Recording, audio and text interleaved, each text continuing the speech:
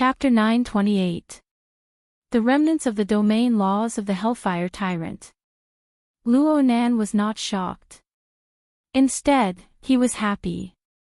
Luo Nan wasn't particularly familiar with things like rules and domains, but he wasn't unfamiliar with them either.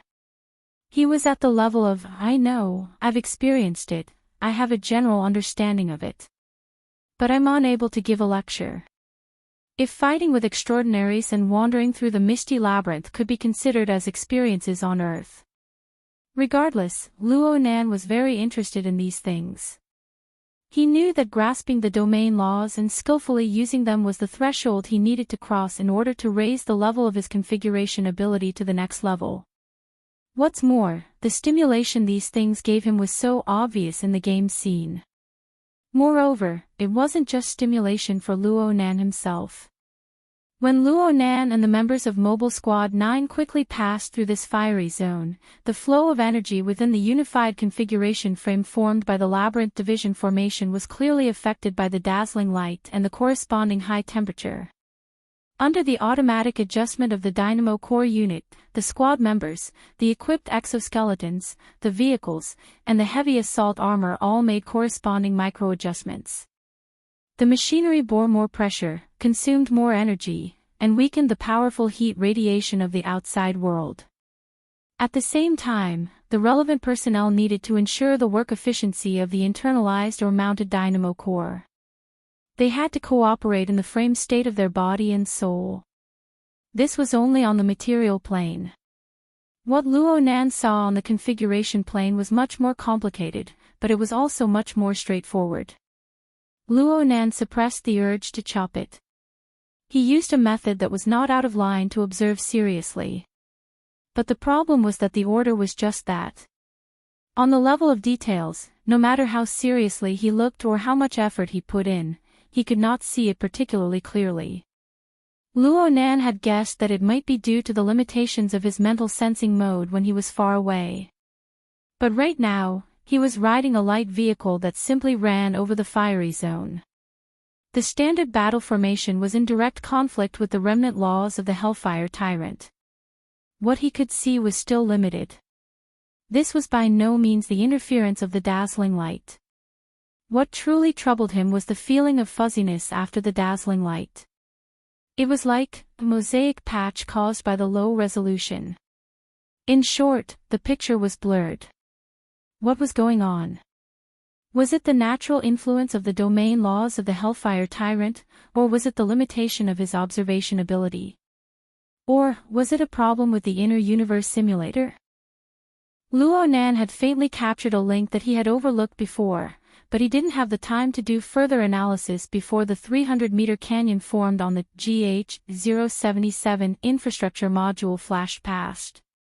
Just when Luo Nan believed that his squad would directly charge out of the fissure tunnel, the light vehicle suddenly came to a stop. At the same time, Lieutenant Yen Xian issued a tactical order in the squad channel. All the personnel on the light vehicle got off the vehicle. They surrounded the two heavy assault armors and carried out a new deployment.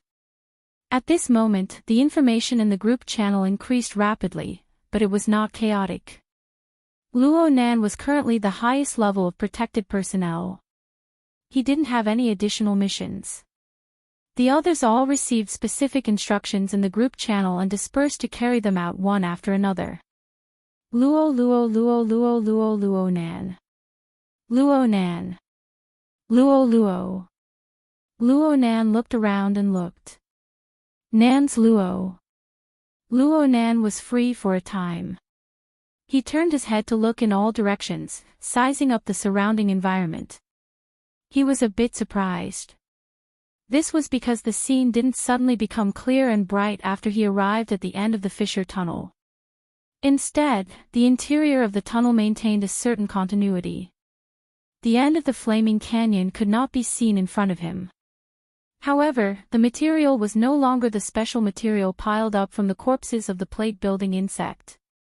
Instead, it was the natural rock stratum of Vanguard Planet No. 4. Right now, the ground Luo Nan was standing on was still part of the Bio-077 infrastructure module. The temperature was quite high, but it was still within a controllable range. However, the influence of the defense configuration of the base's spacetime barrier began to weaken by a large margin. The dazzling flames of the Hellfire Tyrant wreaked more and more havoc. Not only was his line of sight severely obstructed, the ground and the rock stratum on both sides seemed to be warping and melting under the high temperature. There were even some magma-like viscous streams of fire flowing through the cracks in the precipitous walls.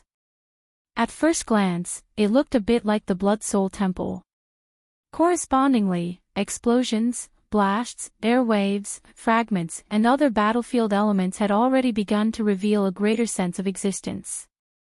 From time to time, there would be flying devices and flying alien life forms sweeping across the sky above the canyon. Of course, there were large amounts of burning earth and rock that continued to collapse from the flaming canyon. It made one suspect that if they continued forward, they would be buried alive without the need for the enemy to make a move. However, Luo Nan was still able to see the soldiers of Mobile Squad 9 advance into the endlessly collapsing depths of the flaming canyon without the slightest hesitation after receiving orders, even though they were only in exoskeleton light armor. They carried out tactical vigilance and exploration. The soldiers who charged forward did indeed have the support of the standard array. A thin layer of light film appeared on their bodies under the roasting of the dazzling flames, giving them protection. But soon, the figures of these people were engulfed by the flames. Even though the various data representing their states were still normal in the group channel, the visual effect was enough to make one tremble with fear. According to Luo Nan's rough judgment, the lethality of these dazzling flames was roughly equivalent to that of the mush-mouth ape. Their forms were quite similar as well. They attacked the material and mental planes at the same time. Their current explosiveness was a bit lacking, but they far surpassed in terms of endurance and penetrative nature. In other words, these were all B+ rank lethality by Earth standards. But the soldiers who charged forward, all the members of Mobile Squad 9, were at the sergeant rank. They went in when they said they would, without the slightest hesitation. Most importantly, they had indeed realized the ability to survive and maneuver in this extremely vile environment. As for their cultivations, it was really hard to estimate using Earth standards. According to Luo Nan's estimations, the individual combat strength of the relay station's officers and soldiers was compared to Earth's. Ignoring the special circumstances of the mental side and the special characteristics of some soldier types, the sergeant rank was already in between the awakened and the architect rank. In other words, it was on the level between C and B rank. If one were to include the bonus equipment, then they would probably have a B rank fleshly body. Perhaps it would be more appropriate to compare them to the upgraded versions of the Deep Blue Walkers of Quantum Corporation and the Apocalypse Laboratory. Their individual combat strength was already at the level of the architect rank. It was just the difference between B and B+. There were also a few examples. For example, Lu Andy, who was a veteran of 100 battles. Luo Nan found it hard to estimate what kind of combat strength he could display after being equipped with equipment. As for the illustrious nobles, it was said that there would be a bit of a difference in rank and strength, but it wasn't too much of a problem to view them as extraordinary. In this way, there were over 10,000 people in the relay station's defense force. 1 out of 10 sergeants, 1 out of 100 lieutenants, and 12 illustrious nobles. Aside from the fact that the number of extraordinaries was a bit lacking, this single unit was enough to completely crush Earth's side in other aspects. But Luo Nan still had to say that this wasn't the way to look at strength. Purely comparing individual combat strength was completely meaningless. What about weapons and equipment that were countless generations apart? What about the systematization of cultivation?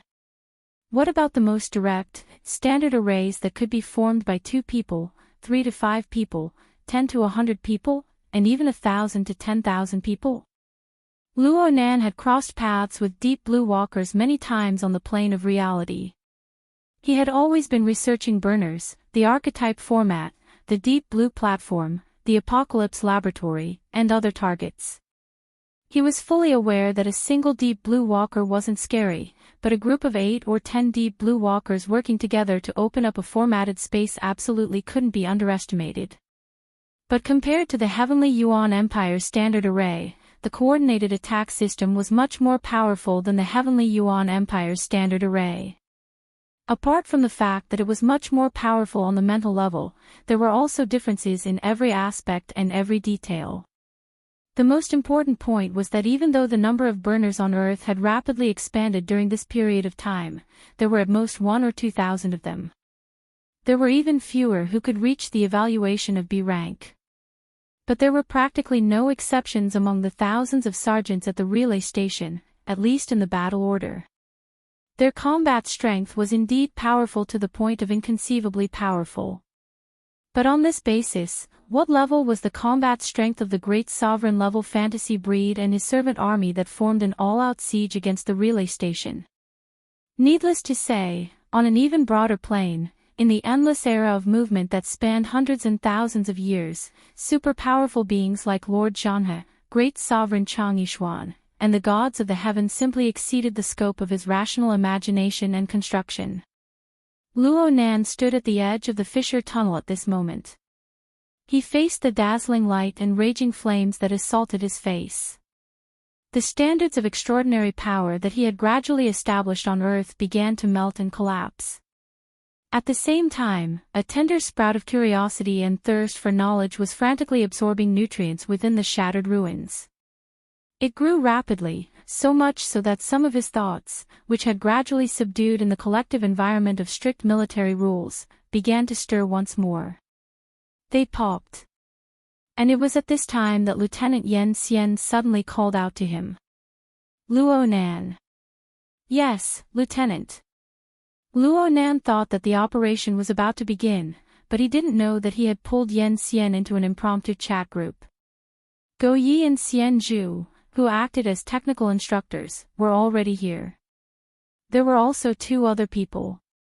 One was Lieutenant Shang Min, whom Luo Nan had just heard of, and the other was called Damo Luan. He was also a lieutenant.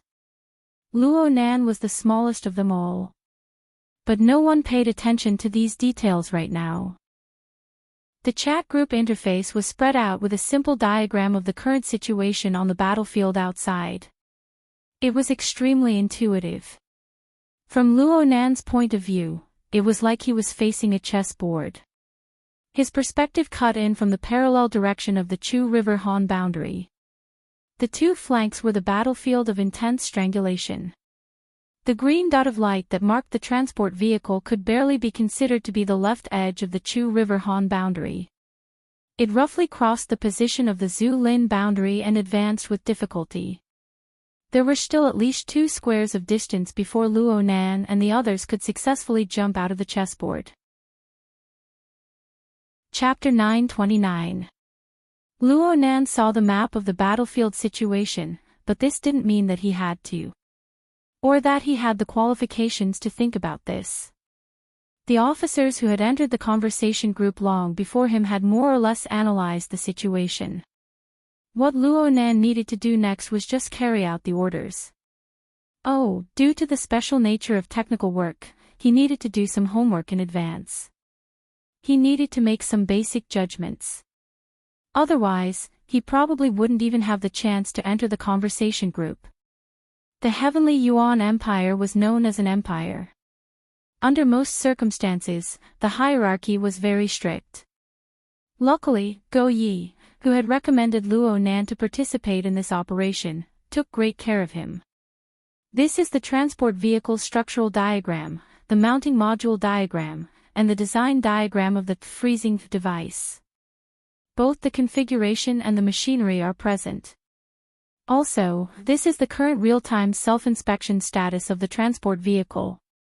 There is also the list of spare parts and maintenance plans that Officer Xian Zhu and I have determined based on the above information. A portion of this has already been carried over by Mobile Squad 9. The rest will be delivered by the Battlefield Supply Department at a fixed point after confirmation. Luo Nan instantly received a large amount of information.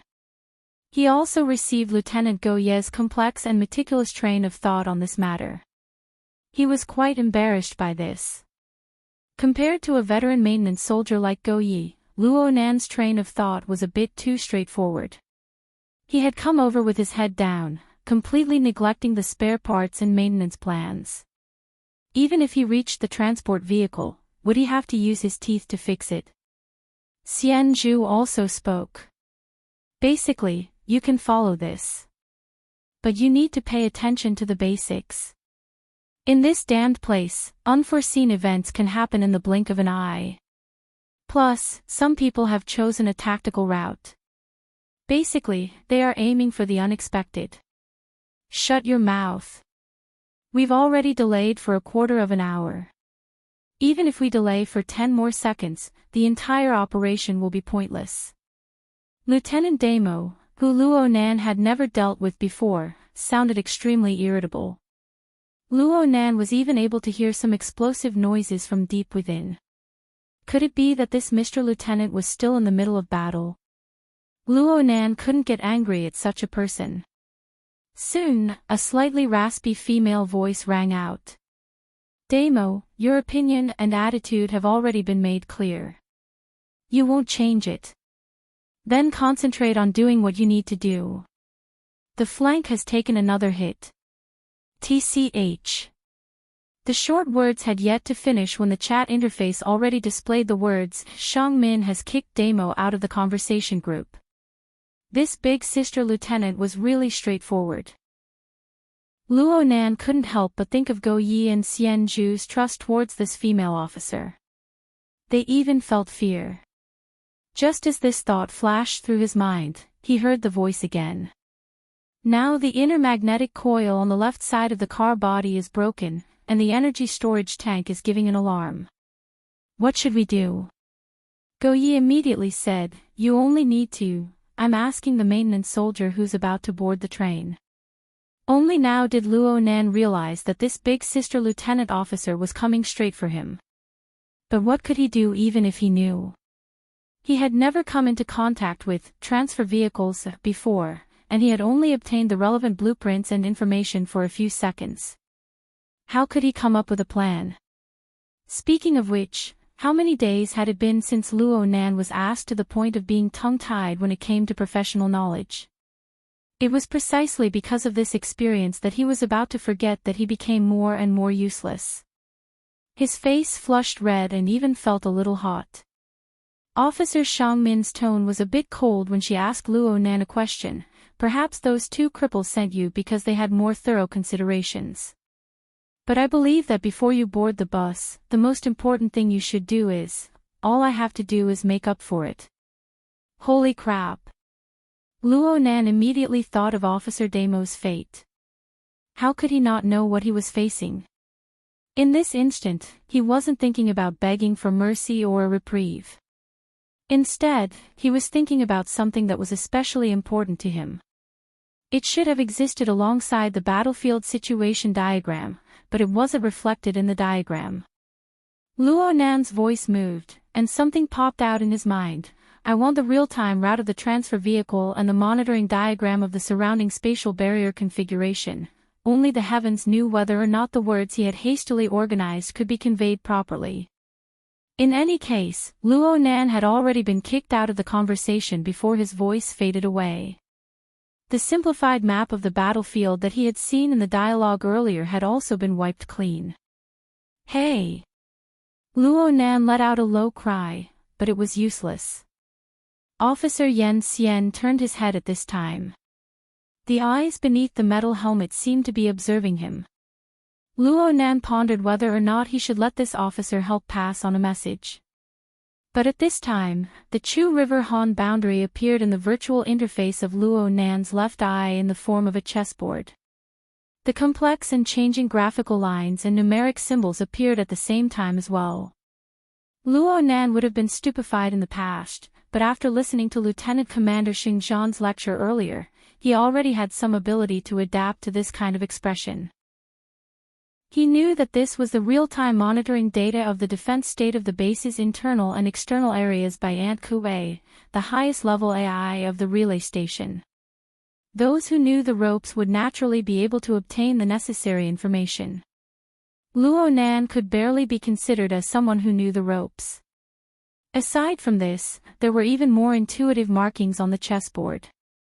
2 dotted lines extended out from the green dots that represented the transport vehicle. One was to advance along the edge of the Chu River Han boundary, and at the very end of the chessboard, he would enter the canyon area in the center. The other was to directly enter the canyon from where the grid was, and then go straight to the blocking position from the center. Seeing these 2 lines, Luo Nan immediately understood what the officers were discussing and debating about in the impromptu chat group. Of course, he also knew what the final result would be. Sure enough, the conservative route that extended along the edge of the canyon had already been erased in the time it took to breathe.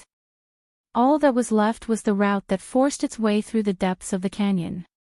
Luo Nan naturally discarded the data of the useless region. He focused on observing the situation of the space-time barrier in the canyon region in front of him. The chaotic and changing graphical lines gave him a sense of intuition. The rapidly switching numbers were even more callous.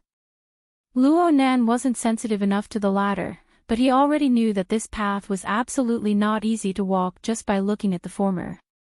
He didn't know or care about the other dangers. What gave him the biggest headache was how to deal with the intense conflict between the space-time barrier and the laws of the Hellfire Tyrant's domain. The structural strength of the transport vehicle was a challenge. The maintenance of the transport vehicle's transportation environment was another. Luo Nan quickly flipped through the blueprints, doing his utmost to absorb the key points of knowledge within. His cerebral cortex faintly swelled and cracked. Right when he was racking his brains, Lieutenant Yen spoke in a deep voice, "What's your opinion?" "Me?" Luo Nan was startled, but he knew that he didn't have the time to hesitate. He immediately gritted his teeth and answered, "I need to do an on-the-spot survey and adapt." This definitely wasn't a good answer, but Lieutenant Yen Xian didn't have any other reaction. He just said, "Then let's go. The light vehicles in front are unable to pass. You activate the follow mode and pin down Jia Gang. I'll be behind you." Jia Gang was a member of Mech Class 9. Luo Nan was one of the pilots of the heavy assault armor. He glanced to the left, looking at the steel behemoth that was 3 times his height and 50 times his weight. Luo Nan had already activated the relevant interface on the Dynamo Core program. Naturally, Luo Nan had no reason to refuse. "You don't need to think too much for now. Concentrate on studying the data. You need to display your usefulness in the transport vehicle." Lieutenant Yen Xian didn't say what would happen if Luo Nan didn't display his usefulness. Luo Nan didn't want to know. The auxiliary AI vibrated once more. It was Lieutenant Go Yi who sent more data. It was an extremely considerate solution to the problem of magnetic coils and energy storage tanks. Xian Zhu's message followed closely behind. "Don't worry. There are quite a few field maintenance soldiers over there. We aren't crazy enough to let you shoulder the burden alone." Luo Nan's eyelids twitched.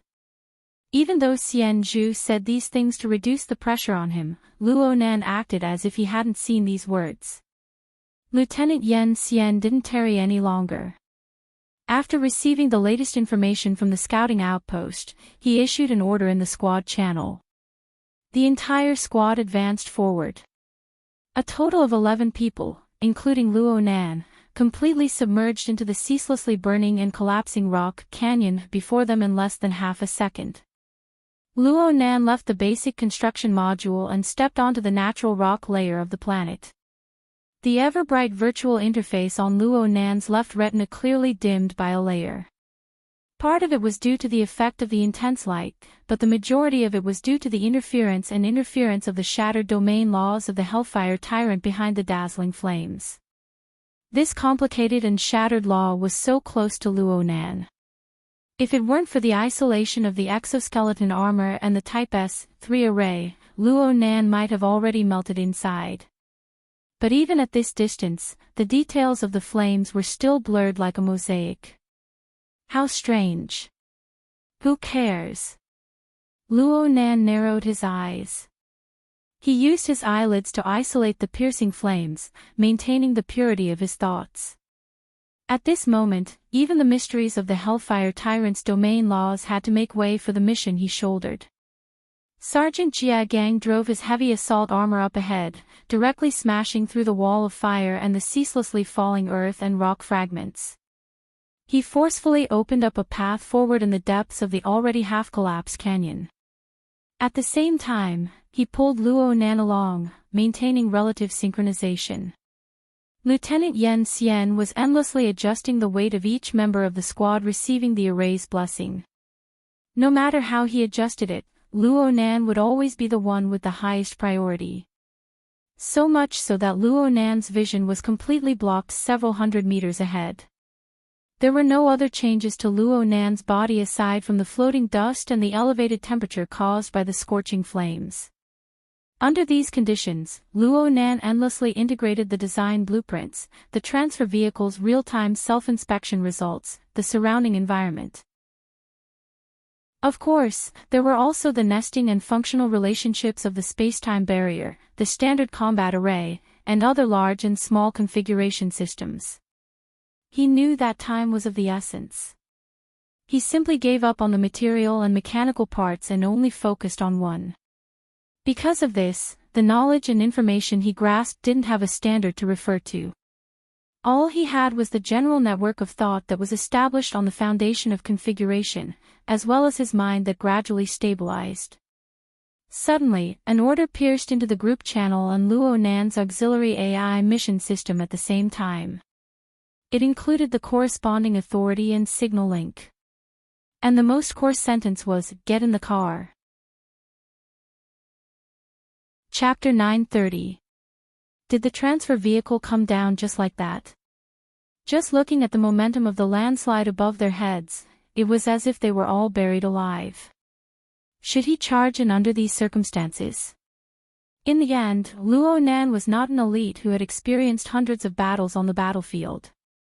He instinctively analyzed the situation when he saw the collision of flint and stone and the momentum of the landslide pouring down. The problem was that he was currently in the middle of the platoon. It was simply not his turn to make a judgment. He did not move. The heavy assault armor in front of him was pulling him to move. Behind him, Lieutenant Yen Xian was forcing him to move. There was no need to shout to urge him. The configuration change of the platoon array was the clearest command. Luo Nan did not resist. He made the choice that was most in line with battlefield discipline at this time. He completed a series of adjustments with the standard movements of a drill. His entire body was like an arrow shot by an incorporeal bowstring. He followed behind the heavy assault armor and charged into the flood of flames and rubble. In this moment, Luo Nan faintly found the feeling he had when he fought with Gong Qi some time ago. Especially the blazing high temperature that distorted the surrounding air and even the form of all matter. It was extremely similar to the lava cavern that was the final battlefield back then. But the current situation was not the same as back then, when he had the Pearl of Wisdom in his hands. It was far too chaotic. The whistling flood of rubble, wrapped in raging flames, continuously battered down. It was like the continuous beating of a large drum by his side. The shock wave stirred his internal organs, rocking them back and forth. This proved that the defensive power of the platoon battle array was still in play. The heavy assault armor that opened up the path also tore through the most destructive force of the landslide's frontal assault. This gave Luo Nan the space to adjust his strength. As for the transfer vehicle that looked as if it wanted to smash all the receiving personnel to death, its enormous body, which was like a heavy truck, clearly had a reverse brake in the middle of its descent. The damage to one side of the maglev device caused the vehicle to lose balance. The rear end smashed heavily into the rock wall of the canyon, forming an even more astonishing landslide of rubble. However, it was not enough to fall straight down and lead to a tragedy of suicide. Luo Nan did not need to be reminded to know that the time had come when the transfer vehicle did its best to adjust its position in midair. But Luo Nan didn't need to put much effort into it. The virtual vision of his left eye already displayed a simulated route leading to the objective of this operation. It even marked out the specific methods and nodes of exertion. All Luo Nan needed to do was precisely execute. Actually, even if he made a mistake in his execution, Lieutenant Yen Xian, who had been following him like a shadow, would certainly be his final insurance. Luo Nan was able to clearly sense that Lieutenant Yen Xian had already chased him to a distance that was within arm's reach. Luo Nan could exert his strength from behind at any time. Rookies really don't make people feel at ease. The corner of Luo Nan's mouth cracked open behind the metal visor. His state of mind became increasingly clear.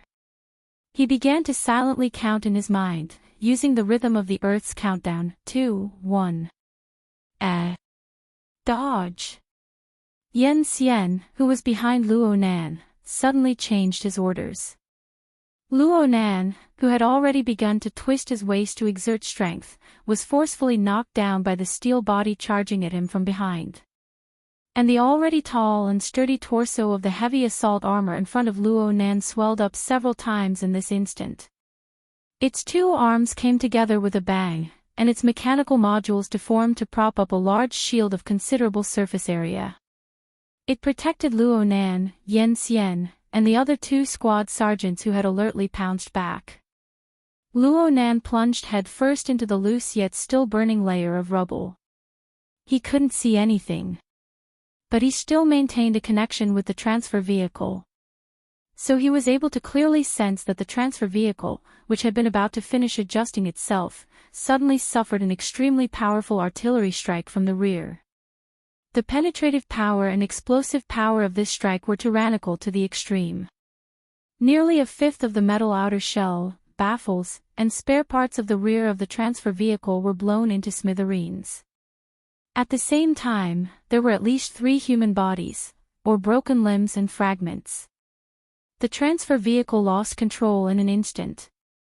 The real-time information Luo Nan received clearly showed that the vehicle's kinetic system was in disorder. The forceful braking had reduced the momentum of the vehicle's fall, but it suddenly increased explosively. The vehicle plunged down diagonally from midair, smashing into the rock layer at the other side of the canyon. The body of the heavy truck, with the momentum of the fall, dug almost 3 meters deep into the wall, but it was also crazily straightening itself.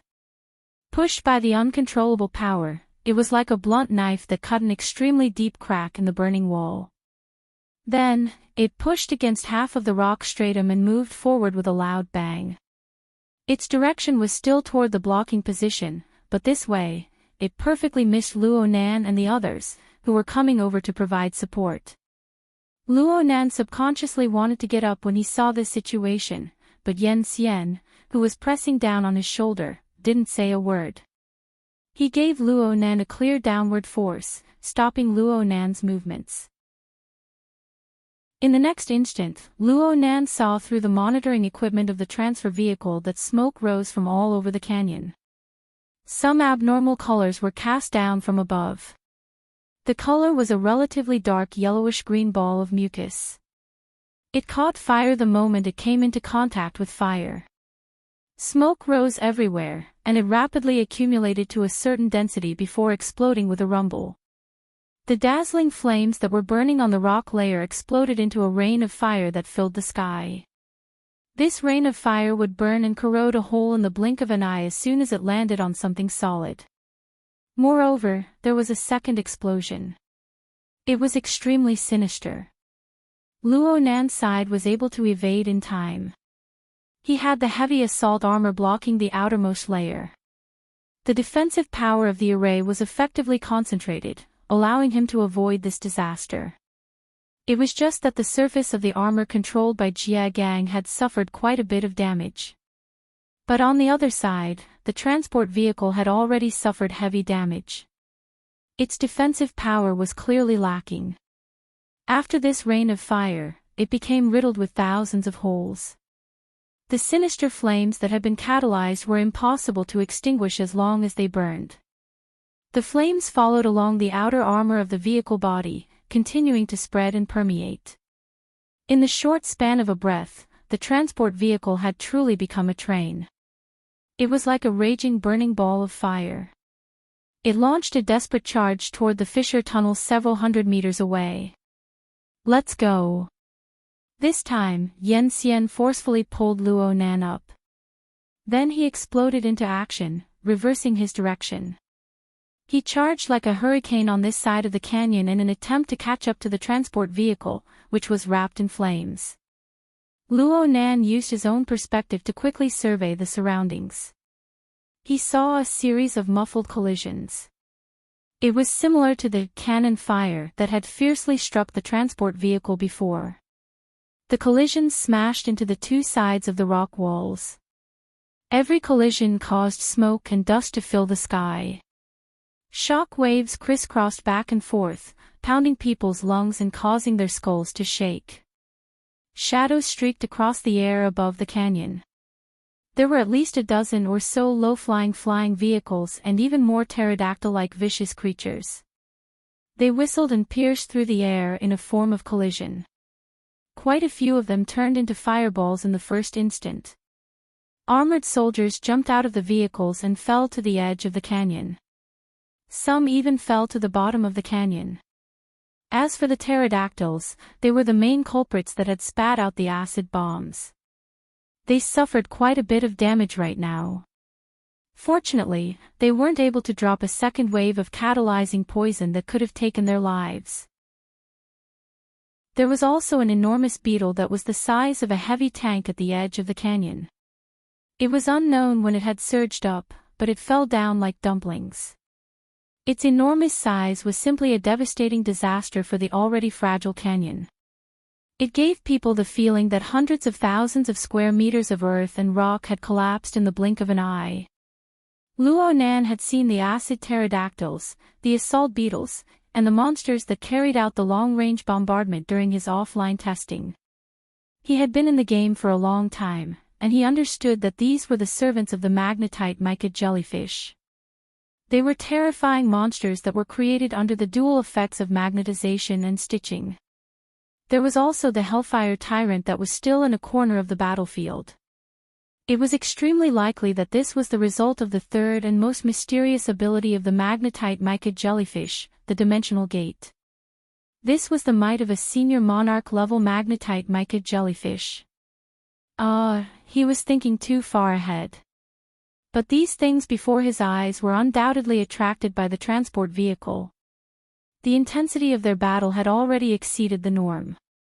Even with Luo Nan's relatively meager knowledge, he was able to determine that this represented the tyrannical senior monarch-level life form that occupied the clouds. It was currently casting its attention in this direction. There was no doubt that the base was mobilizing troops as well.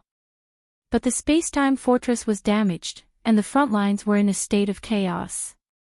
The response was inevitably a beat slower. Right now, the natural rock layer region of the blazing canyon was close to the Bio 077 module. It was on the verge of collapse. Not only were the flames of the canyon not extinguished under the surging flood of earth and rock, but they exploded once more. Though they didn't turn into a rain of fire, the impact force was still extremely tyrannical. Luo Nan, who had already turned back at high speed, felt high-temperature flames pounce on his back. His exoskeleton armor was about to melt. At this time, metal clanged. The heavy assault armor that Jia Gang piloted was like a sturdy wall. It forcefully inserted itself between the gushing flames and the retreating Luo Nan and the others, isolating them from the high temperature and the shockwave. On the other side, the other heavy assault armor did the same. It protected the other light armor infantry of the squad, blocking at least a portion of the attack. In an instant. Then, this temporarily formed defensive array was wrapped up by the dazzling flames and shockwave of the explosion. It was on the verge of collapse. And after the impact of the raging flames, an even more deadly and vicious enemy was about to attack. Luo Nan couldn't pay attention to the surging heatwave behind him. He just stared fixedly at the transport vehicle in front of him that was already beyond recognition. The maintenance plan that Go Yi and Xian Zhu had prepared in advance had long since become a pile of meaningless symbols under these circumstances. Most of the information that Luo Nan had forcefully stuffed into his brain was about to be turned to ash along with the flames wrapping around the vehicle. Yan Xian was still leading Luo Nan in pursuit, but he didn't have any effective orders. It was easy to imagine that the impromptu conversation group he was in certainly didn't have any clear plans. In fact, under these circumstances, it was unknown whether or not the freezing device, which had harsh requirements for maintaining the environment, would still be working normally. No, it was still working. Luo Nan's breathing grew more and more hurried as he madly sprinted to his limits. At this moment, his brain was constantly refreshing the real-time monitoring data of the transport vehicle, even though it was becoming more and more incomplete, more and more blurry and chaotic. Speaking of which, this wasn't much from Luo Nan's perspective. He wasn't an expert when it came to the mechanical structure of the vehicle. His true domain of superiority lay in the level of configuration that was above the material substance.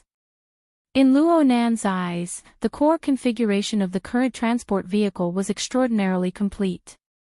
Perhaps this description needed to be extended to an even broader domain. Chapter 931. Luo Nan's consciousness grew all the more lively under this pressing situation. He tried to polish the judgment in his heart a bit more clearly to inform Yan Xian, Go Yi, and the other superiors. But before he could form words, the transfer vehicle in front of him, the transfer vehicle that Luo Nan had determined to have a complete core configuration, loudly disintegrated from the intense collision and friction that continued for several hundred meters. The transfer vehicle even formed a muffled explosion the instant it disintegrated. The bursting wave of air blew the fragmented body of the vehicle out from the rock wall it had cut into. The outer shell of the vehicle split into pieces, and the parts and fragments filled the sky. There were even human figures bursting out from within the vehicle. Luo Nan's eyelids twitched violently behind the metal visor. He also felt some fluctuations in the mind of Lieutenant Yan Xian beside him. The frequency at which Lieutenant Yan Xian's head swayed left and right clearly increased. It was clear that Lieutenant Yan Xian was intimidated by the situation before his eyes and was somewhat distracted. Of course Luo Nan was affected as well. The situation he saw with his own eyes and his deeper perceptual judgment formed a solid collision. But soon, his brain won over his eyes. His mouth was a step ahead as he gasped for breath and hissed, "There's no problem with the freezing device." Lieutenant Yan Xian tilted his head to the side. Then he gave an unexpected answer, "Yes, there's no problem." Ha! Luo Nan's psychological analysis of Lieutenant Yan Xian was clearly wrong, but his most crucial judgment hit the bull's eye.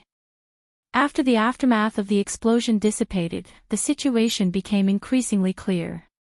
It was true that the transfer vehicle had exploded, but its core, the cabin that carried the freezing device, was still basically intact.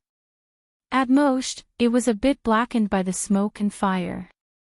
Instead, it seized the opportunity to break free from the insidious flames catalyzed by the pterosaur's acid bomb. It also broke free from the negative effects of the vehicles completely out of control. It relied on its own miniature power pump to continue advancing towards the blocking position in a maglev state. Though its speed was 2 levels slower, it was much steadier than before. As for the human figures bursting out from the explosion, they had clearly taken the initiative to break free. 7 or 8 of them were either calm or in a sorry state, but they all landed safely on the ground. They just so happened to rendezvous with Mobile Squad 9, which had been pushed over by the surging heat wave. The battle formations of both sides instantly adjusted to their positions, harmonizing as one. And then, everyone continued running with large strides. There was nothing he could do about it. Even though the previous round of destructive collapses and explosions formed surging waves of heat that began to rapidly weaken with the passage of time and distance, ominous noises continued to enter Luo Nan's ears one after another.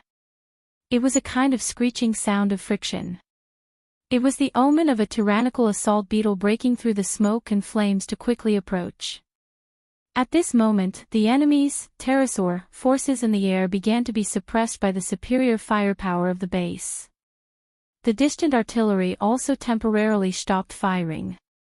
However, these assault beetles that had broken through the layers of defense and were pressing forward were still troublesome and powerful enemies. Luo Nan had once specially researched the information on these toys. He knew that their bodies were enormous, like light tanks. Every one of them was about the size of a heavy assault armor, and they possessed boundless strength. Their limbs were sharp, their speed was extremely fast, and their close combat might was astonishing. Perhaps its outer shell was a little weak, but once it was heavily injured, its entire body would burn on its own. Its explosive power and lethality would increase dramatically, allowing it to launch a deadly assault on its target. It could be said that once these guys got close, the members of Mobile Squad 9, who were equipped with light armor, and the escort personnel who jumped down from the transport vehicle, would at most end up exchanging a life for a life. Everyone knew how powerful these things were, so the best way to deal with them was to seize the opportunity when the enemy's air power was being suppressed at this stage. This was to create the most reasonable combat distance and tempo for long-range combat. However, a more realistic problem was quickly placed before them. In front, the frozen living cabin, which had shaken off the transport vehicle's outer shell, had already degraded its own power. Its speed had already dropped to around 50 km per hour, and it was advancing less than 15 meters per second. And it was still nearly a kilometer away from the assault position. The group channel, which had been silent for a long time, finally refreshed with new orders. In this instant, the officers of Mobile Squad 9 practically flipped their bodies at the same time, forming a retreating, defending, and attacking formation. The escort personnel of the transport vehicle were just a bit late, but they also made corresponding changes. Aside from Luo Nan and Yen Xian, everyone else clearly slowed down in the span of a breath or two. As for those assault beetles, their entire bodies had already been set aflame just as they emerged from the dazzling flames. They entered a berserk state, and their speed continued to soar. The distance between the two sides had been erased by more than half with one drop, and the ones at the very back had already begun to exchange fire with the enemy. Even though Luo Nan was a rookie on the battlefield, he knew that this absolutely wasn't the best tactical choice. Casualties appeared in practically the first instant. Luo Nan could only watch helplessly as a certain code name dimmed down in the group channel. Before he could react, another code name appeared. Strictly speaking, Luo Nan didn't know the people of Mobile Squad 9. They were separated by a visor when they met. Even if Luo Nan changed places and changed attire, Luo Nan wouldn't be able to recognize him. It was just that the innate emotional mechanism of humans displayed its effect at this moment. This change was like a whip that directly lashed at the top of Luo Nan's head, causing his entire cerebral cortex to twitch. "I'll go speed up," Luo Nan blurted out. "Protection is the #1 priority." Lieutenant Yen Xian's voice was so calm that it didn't seem like a real person's. Luo Nan didn't argue with him. It was also at this moment that the plan in his mind suddenly became clear. He began to output into the temporary channel connected to Go Yi and Xianzhu. He adjusted and selected the tools and spare parts he needed. The two officers had previously designated a large portion of the items. Luo Nan didn't request for additional items. He needed to save time. There were no arguments in the channel either.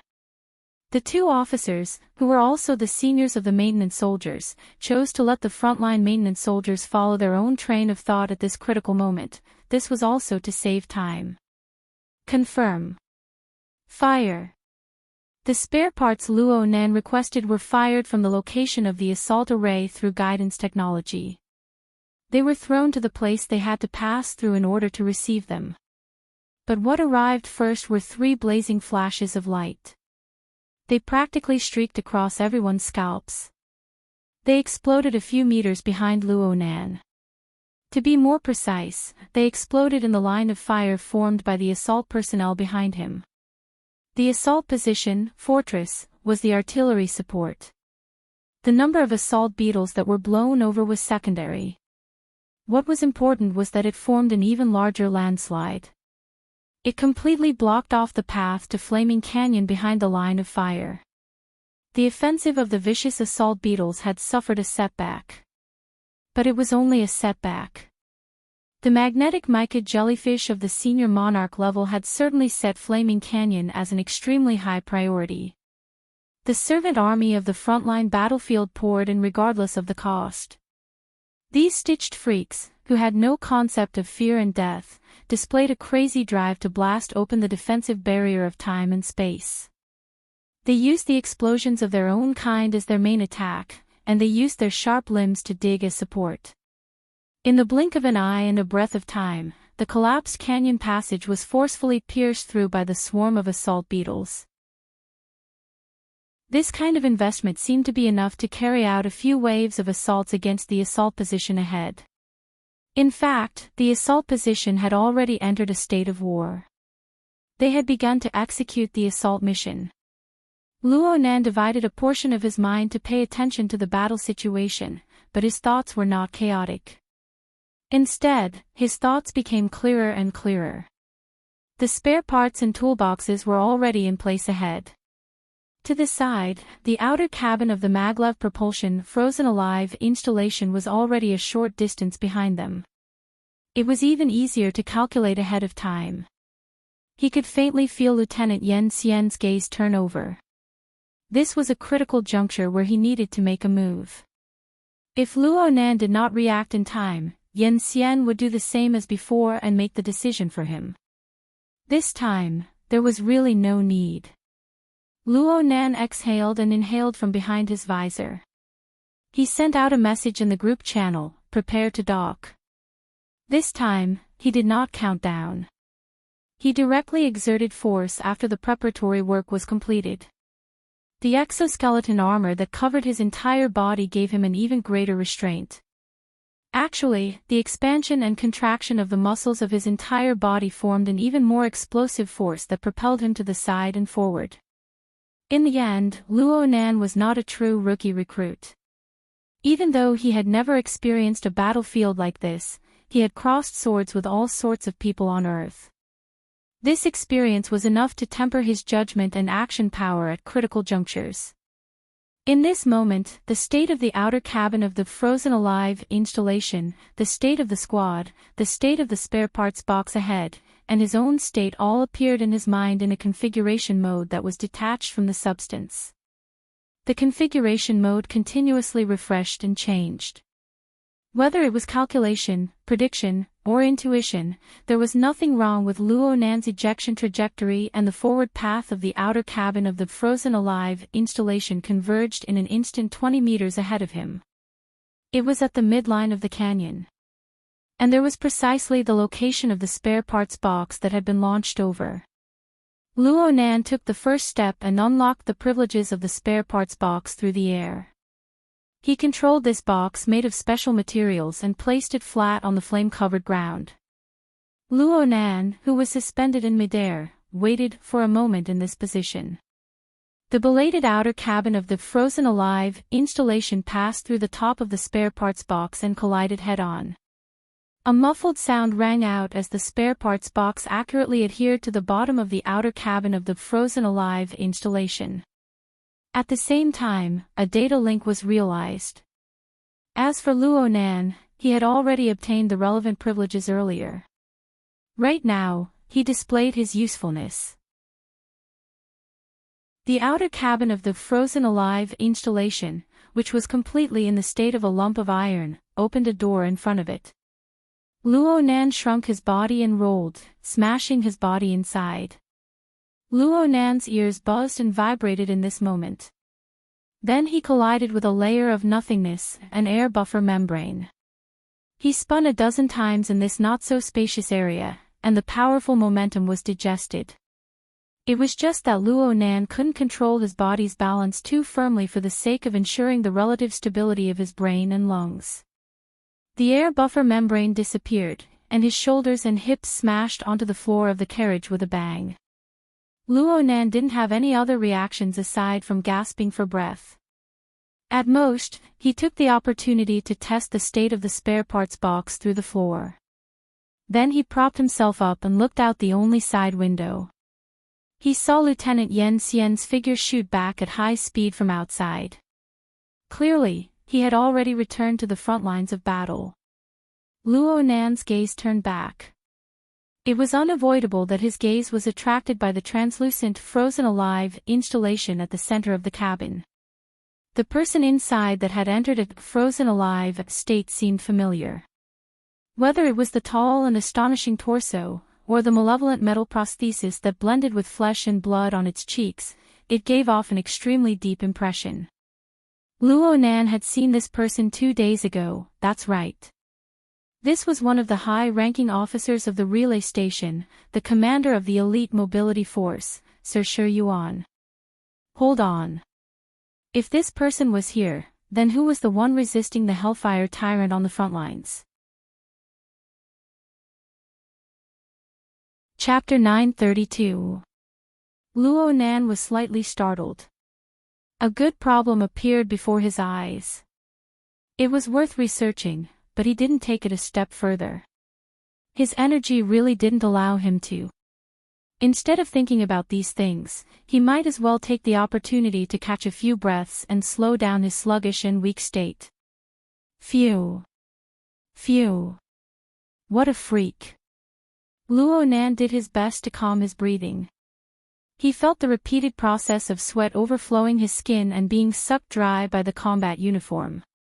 His mouth mumbled some meaningless words. His state hadn't been good since he arrived at the battlefield today. He was tired, dizzy, irritated. His physical strength consumption had increased quite a bit compared to normal. Luo Nan guessed that it was either because he didn't have the experience of long-term service in the medium to large standard arrays, or because he didn't have enough skills in carrying heavy loads. Or maybe the chaotic rules and environment outside gave him, a sensitive outsider, too much interference. But in any case, physical strength was absolutely not an excuse for not doing a good job. He exerted himself to gasp for a few breaths. He half knelt on the cabin board and used the preset control panel to remotely control the spare parts container that was only separated by a board. He inspected the modules and spare parts inside and made a preliminary classification in his mind. In a certain sense, the spare parts container was equivalent to a miniature munitions factory for a qualified maintenance soldier. Luo Nan, who had just started his career as a maintenance soldier, could still be considered a qualified maintenance soldier. There was still room for discussion. But his mind really did store a sizable design blueprint and a configuration framework with even more guiding significance. After a few hurried breaths, the inspection was completed and his train of thought became clear once more. Luo Nan began to knock on the cabin board. He had seen the structural diagram of the transport vehicle before. He knew that this cabin was originally in the middle of the vehicle. There was room for protection and buffer space in all 4 directions. Of course, there were also corresponding entrances and exits. He had to bring his tools up. Move forward another half an arm. You have 0.4 seconds. A hoarse female voice came from the shadowy area formed on the other side of the freeze-alive device without warning. Luo Nan didn't find it strange at all. No matter how the vehicle disintegrated or how many guards jumped or were injured, Lieutenant Shang Min, the only member of the medical sequence, would certainly be on the side of the freeze-alive device. Lieutenant Shang Min was the one who unloaded Luo Nan's momentum when he crashed inside. It was just that Luo Nan and Shang Min didn't have the leisure to do so. They didn't have the time to greet or chat. But now, when it came to maintaining the state of the freezing device, they had to communicate. Luo Nan also felt the need to explain a bit. I need 1 second. I need to take out the parts and complete the necessary assembly in the spare parts box. Then we need to fix and maintain the frozen alive device state and adjust the adaptability with the adapter port. Also, I need to take care of your injuries, cough cough cough. Luo Nan spoke too fast, and he had to switch time units in the middle. His breathing was uneven, so he couldn't help but cough in the end. My injuries. In the shadows, Lieutenant Shangmin seemed to sneer, but still agreed. 1 second, get ready. Luo Nan didn't speak anymore. He calmed his breathing and shifted a short distance forward. His hand had just extended over when the two sides of the cabin split open, exposing the upper region of the spare parts trunk. The locking mechanism of the spare parts box opened amidst fine noises in the next instant. Luo Nan had a plan in mind. He scooped up the required modules and components and tossed them into the cabin. At the same time, dozens of flying ants beside him took off with a buzz. They marked out auxiliary lines in the air that only Luo Nan could understand, describing the configuration framework. They served as a medium to transmit a portion of his soul strength over. Luo Nan didn't know whether or not this was crossing the line. He couldn't care too much about it. The extremely short time limit forced him to use every method possible. Only after the syncopator had begun working did he extend his hand into the spare parts trunk and join in the assembly work. Luo Nan's assembly speed was so fast that the external vertical collar dynamo core was unable to keep up with the tempo at certain nodes. The dynamo core was faintly heating up at the back of his neck. Oh, or maybe it was because he wasn't used to violating the rules. Close the cabin. Thanks to Lieutenant Go Ye's standardization and foresight in loading the relevant modules, Luo Nan didn't need to use a full second. He was even notified ahead of time, and the cabin door immediately closed. Get ready to accelerate. Luo Nan shouted loudly. Then he immediately lay on the floor of the cabin. He extended his arm to grab the usable tools and spare parts that he had casually tossed out. He had just completed this series of actions when the outer cabin of the freeze-to-life installation was like a sports car that had stepped on the accelerator all the way down. It shot out with a speed several times faster than before amidst the explosive rumble.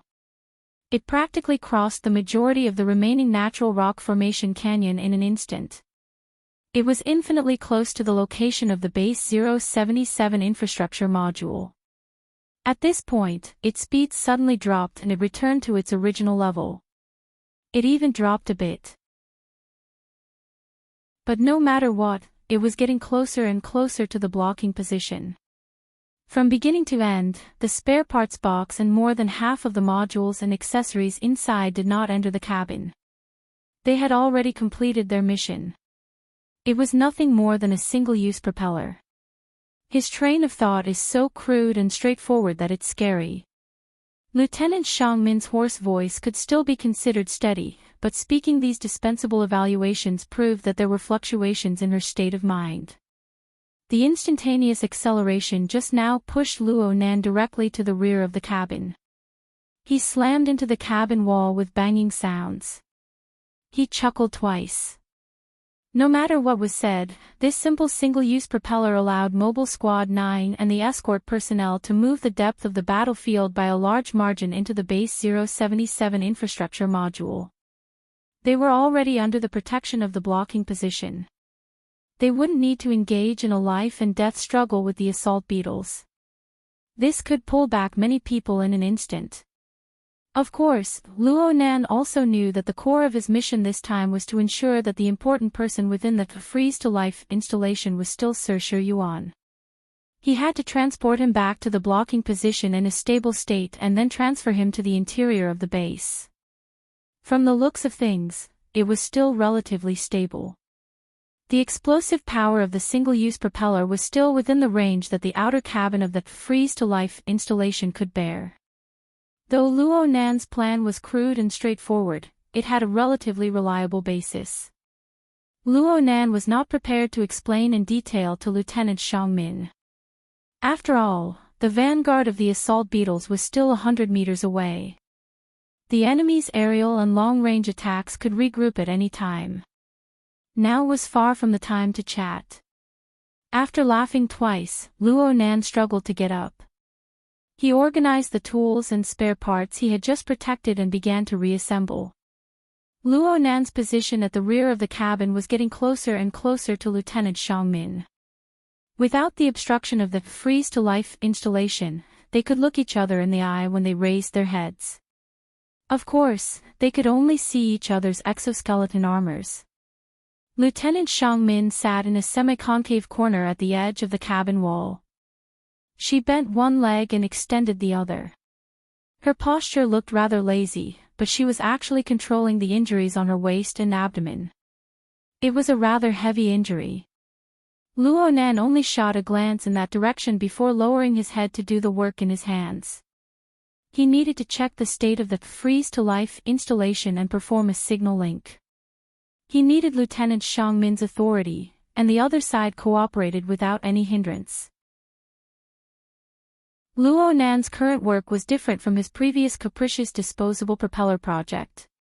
He realized that the freeze-to-life installation was a necessary prerequisite for the docking of the interface between the freeze-to-life installation and the sniper position. Xiangmin could certainly understand what he was doing. More importantly, if the transport vehicle had come over in one piece, then this wouldn't have happened. The outer cabin of the freeze-to-life installation had traveled nearly half the distance through the crack at the front of the GHI-077. Luo Nan's adjustment work was more or less completed. Most of the most important work was already completed. Luo Nan could finally shift his attention to Lieutenant Xiangmin's side. He observed her injuries and evaluated whether or not she was competent in the transfer work that was about to be carried out soon. Xiangmin's gaze had already rested on Luo Nan's body for a long time. She spoke with a hoarse voice. Go Yi and Xian Zhu didn't have much use. How did you discover my injuries? I figured it out from the configuration. Luo Nan didn't have the energy to pretend anymore. He spoke the truth. Right now, whether it was the freeze-to-life installation before his eyes, or Xiangmin who was bound to the installation, or Mobile Squad 9, Go Yi, Xian Zhu, and Liang Lu, who were linked to his array one after another. Of course, this included the ceaselessly approaching sniper position, the various officers and soldiers on the position. He could even extend this to the front lines of the battlefield and even the entire relay station system structure. Everything was in the form of a configuration. It existed in his cognition, only in detail and in rough form. Luo Nan could faintly sense that the several thousand nodes on the battlefield formed a standard battle array. Even though nodes were constantly dimming and disappearing, the grand system formed from them still forcefully established a common order that belonged to the Heavenly Yuan Empire's army within the violent and chaotic battle situation at the front lines. The overall situation was like this, and the details were also like this. He was temporarily in Mobile Squad 9, and he was currently in the outer cabin of the freeze-to-life installation. Whether it was a person or an object, they were all a part of this common order. Even though the circumstances they faced were more or less different, they were able to draw support from this common order to forcefully dispel a portion of the pressure. They could erase certain chaotic variables and obtain a powerful reinforcement that far exceeded their individual strength. Correspondingly, they also had to obey the basic principles of this grand system. They had to construct a tight collective domain to form a stable battle fortress. Understanding this rule allowed one to rapidly judge and grasp many changes within the system. Of course, Luo Nan was far from being able to see through the ultimate rule. However, the real-time state of the freeze-to-life installation, the severity of Xiangmin's injuries, and the changes in the battlefield situation within a short period of time were all within the scope of his knowledge. He laughed and walked to the side of the freeze-to-life installation. He extended his hand and pressed lightly on the translucent cabin cover. He turned his head to look at Xiangmin. Lieutenant, you're deeply bound to this installation. You're using the dynamo core to realize control, and you're drawing support from the standard array to ensure the stability of the environment. But the leeway you've given yourself is too small. Right now, you need to share some of the pressure. Chapter 933. What Luo Nan said was not a suggestion, but a solution given from the standpoint of a maintenance soldier. A considerable portion of the assembly he did before was in service of this solution.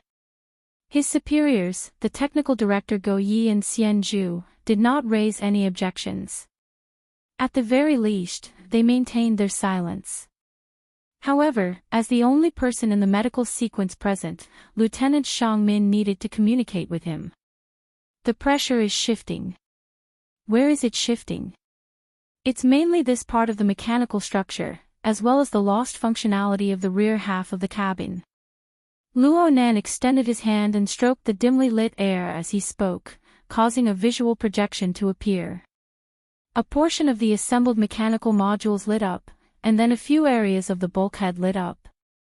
The syncopator outside of Luo Nan's body did not stop. It marked out the relevant configuration sketch in the air, and there were corresponding trajectories of light to connect them. Lieutenant Shang Min's fully covered helmet twisted slightly following Luo Nan's marking. Clearly, she was following Luo Nan's train of thought. She was seriously observing and thinking. Luo Nan did not give her too much time. His finger quickly swiveled and tapped his chest. There's still me. You. I'm the regulating valve. Right now, this design can only be manually operated. Of course, all of this is just an intermediate link. In the end, all of the shifting pressure will be borne by the entire array. I will do my best to direct it towards the non-combat sequence. It would be best if it was directed towards the position to avoid affecting the assault squad behind. This requires a certain level of authority, but I believe my superiors will take care of it. Luo Nan's speed of speech was already raised to the extreme. Lieutenant Go Yi coughed in the channel belonging to the maintenance team, but Officer Xian Zhu responded clearly, the plan is feasible. I can't see the regulating valve too clearly, but as long as the front is fine, the rear half of the cabin will only be crushed by the shifting pressure even if something happens. And, the maintenance soldier himself. Stuffing the fleshly body inside is the most foolish action, but the core is brilliant. Lieutenant Go Yi finally opened his mouth to evaluate. He stabbed at Luo Nan, but he was not stingy with his words of praise. After all, Luo Nan's plan was the most feasible among all the plans that could be conceived on the spot. More importantly, it required the least amount of tools and spare parts. The transport vehicle that had fallen apart was no longer capable of supporting the more complex mechanical modules. Moreover, if they had to go to the front of the blocking formation to redo it, not only would it waste time, but it would also waste a lot of lives and precious fighter aircrafts. In the end, Go Yi only added one point. This is a semi-open working environment, so the chances of contamination are very high. However, it meets the requirements of the Level 2 pollution response. We have to pay attention to the follow-up treatment. I think it's feasible. This kind of evaluation was obviously shared across multiple channels. The conversation group that Lieutenant Shang Min was in must have received it, and perhaps there were even higher-level decision-makers. In short, Go Yi and Xian Zhu gave Luo Nan a solid endorsement. Luo Nan's confident, unyielding, and decisive design became the most convincing element. In the end, Lieutenant Shang Min only said, "You'd better ensure your stamina. I have 2 tubes of enhancers here." Luo Nan grinned. Of course, no one could see him. I also have a tube. Enhancers were, in fact, military stimulants. In critical situations, they were used to ensure the soldiers' condition or to forcefully prolong their lives. Luo Nan's current physical strength was indeed another variable, but this wasn't a laboratory. There were no perfect conditions to speak of. In fact, Luo Nan had already begun operating when Lieutenant Shang Min spoke. The number of scintometers increased a bit more. They danced up and down within the sealed cabin. They were actually doing the final modifications to the design of the freezing device and the space between the two people. At the same time, they also became carriers. They were set up at various important nodes. Luo Nan only used the time of a single breath to complete all the preparatory work. Corresponding to this, he had modified and optimized the design many times in his brain and in the maintenance group channel. Go Yi and Xian Zhu, these two veteran maintenance soldiers, had done a great deal of work behind the scenes, supplementing Luo Nan's deficiencies in the mechanical structure. The embryonic form of the pressure discharge tunnel had already been constructed. Luo Nan was still following his own plan. He made detailed modifications step by step, requesting to transfer out the standard sub-3 type array group array. Approved. The interface for the assault position maintenance group has been opened. Hiss. Luo Nan sucked in a breath of cold air. It wasn't that he was startled. It was just that the instantaneous load on his body and soul was a bit excessive. He had rapidly adjusted the state of his energy and even the details of his body and soul frame in an extremely short amount of time. In any case, he was able to smoothly complete the relevant steps. In this way, Luo Nan, the flood discharge valve, would have minimal impact on Mobile Squad 9, who were on the front lines of the assault, regardless of success or failure. Mobile Squad 9's group channel was cut off. Xian Zhu's words popped up in the maintenance group channel. Well done. Yan Xian transferred this to you. It's really not bad to be able to reach this step. Lieutenant Shangmin interjected, do you need strengthening elements? Not for now. Luo Nan grinned. He had yet to step into the threshold of the furnace deployment technique by the standards of the Heavenly Yuan Empire. His fleshly body cultivation wasn't worth mentioning, but his foundation was still quite solid. There was no need to talk about how he had taken the medicine to verify formatting theory in his early years. Gym Master Xiao had taught him the 9 orifices 6 roots technique. His internal organs, tendons, bones, and skin were all practiced.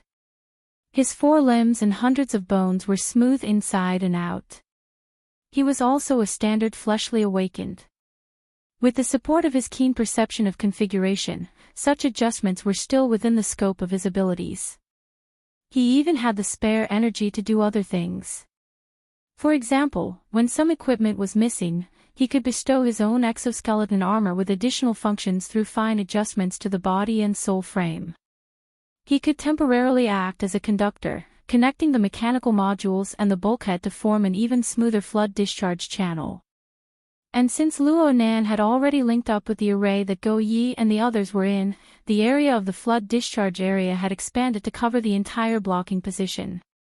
According to what he said to Lieutenant Shangmin, the leeway had increased. It had truly increased. Lieutenant Shangmin was the one who could sense the changes the most. Her half-curled body unconsciously stretched out a bit. The gentle feeling of relaxation caused her to believe that she had received a direct blessing from the jade crystal array within the base for an instant. But clearly, the jade crystal array, which was still in a state of repair, didn't have the leisure to do so. Strictly speaking, the negative energy that accumulated in her body and endlessly devoured her energy and life force didn't decrease or shift. But as the leeway increased, the standard array had more room to operate with its individual blessings and enhancements. Shangmin had already begun to try standing up. She asked in passing, you can also import adjustments aside from flood discharge. Luo Nan responded, Array Liaji has this item. You're stealing the work of our medical sequence. Ha! Shangmin didn't continue on this topic. She panted slightly and relied on her own strength to slowly get up while leaning against the wall of the cabin. She staggered a step and arrived by the side of the freezing live device. She supported the translucent outer shell with her hand and confirmed the state of Sir Shi Yuan within. The outer cabin of the freezing live device had already arrived at the middle and rear section of the fissure tunnel of GH-077. It was only 100 meters away from the blocking position, which had already become a strong city. Luo Nan was familiar with Earth time, so it would only take around 10 seconds for him to arrive. Just from the distance, success was already at hand. But Sir Yuan was in a frozen state. He couldn't hold on, or perhaps the device's transfer was unsuccessful. Everything in front of him was for naught. Luo Nan subconsciously held his breath. It was unknown how many people were the same as him at this moment. Then, he heard Lieutenant Shangmin sigh in relief with his own ears. She turned her head to look at him. Her metal visor was ice-cold, but her voice was warm. The tool is an extension of the human body. The human body is also an advanced form of the tool. Only the soul is in control. You're quite classical. Luo Nan still wasn't too clear on the classical definition of the Heavenly Yuan Empire. He could only laugh foolishly, yeah. Shangmin's gossip proved the effectiveness of Luo Nan's plan and execution. Perhaps the entire blocking position let out a long sigh of relief in this instant. The work entered a stable state. The vertical collar chip on the back of Luo Nan's neck endlessly transferred data to the blocking position's transfer and maintenance module. Lieutenant Shangmin had something similar, but it was only limited to the freezing live device itself. It was also the core of all other designs and equipment services. Luo Nan didn't need to worry about it. The AI system established a real-time correspondence between these data for the executors to refer to. Luo Nan's authority was expanding, and he was exposed to more and more information. This included a portion of the base taking the initiative to open up to him. But at the same time, there were a few more subtle things. They gradually appeared as he operated special operations that hovered on the line of compliance and violation. The range and depth of Luo Nan's senses were both expanding. He still couldn't wander into the void as he pleased. But in this environment, where the dynamo core was the central axis that linked people and objects together, possessing a solid material foundation and a unique array system, his mental senses seemed to have a place of use. Especially the rapid absorption, digestion, and analysis of complex information. This was Luo Nan's forte as a psychic. Gradually, Luo Nan's consciousness began to drift. The restrictions of the special environment were a bit loose. It was as if he had pushed aside the fog of war in the front lines. He was able to observe and appreciate the formatted space constructed by the standard battle array. No, it was the bloodshed field, the myriad of formations and evolutions. Although the vast majority of the changes followed a pattern that Luo Nan could understand, the bloodshed field was able to realize an even higher level of operation by relying on these basic patterns. Needless to say, even a part of it was able to ascend to a higher level in a short amount of time. It was able to contend against tyrannical existences like the infernal tyrant and the magnetic mica jellyfish. Unfortunately, he couldn't understand anything at this level.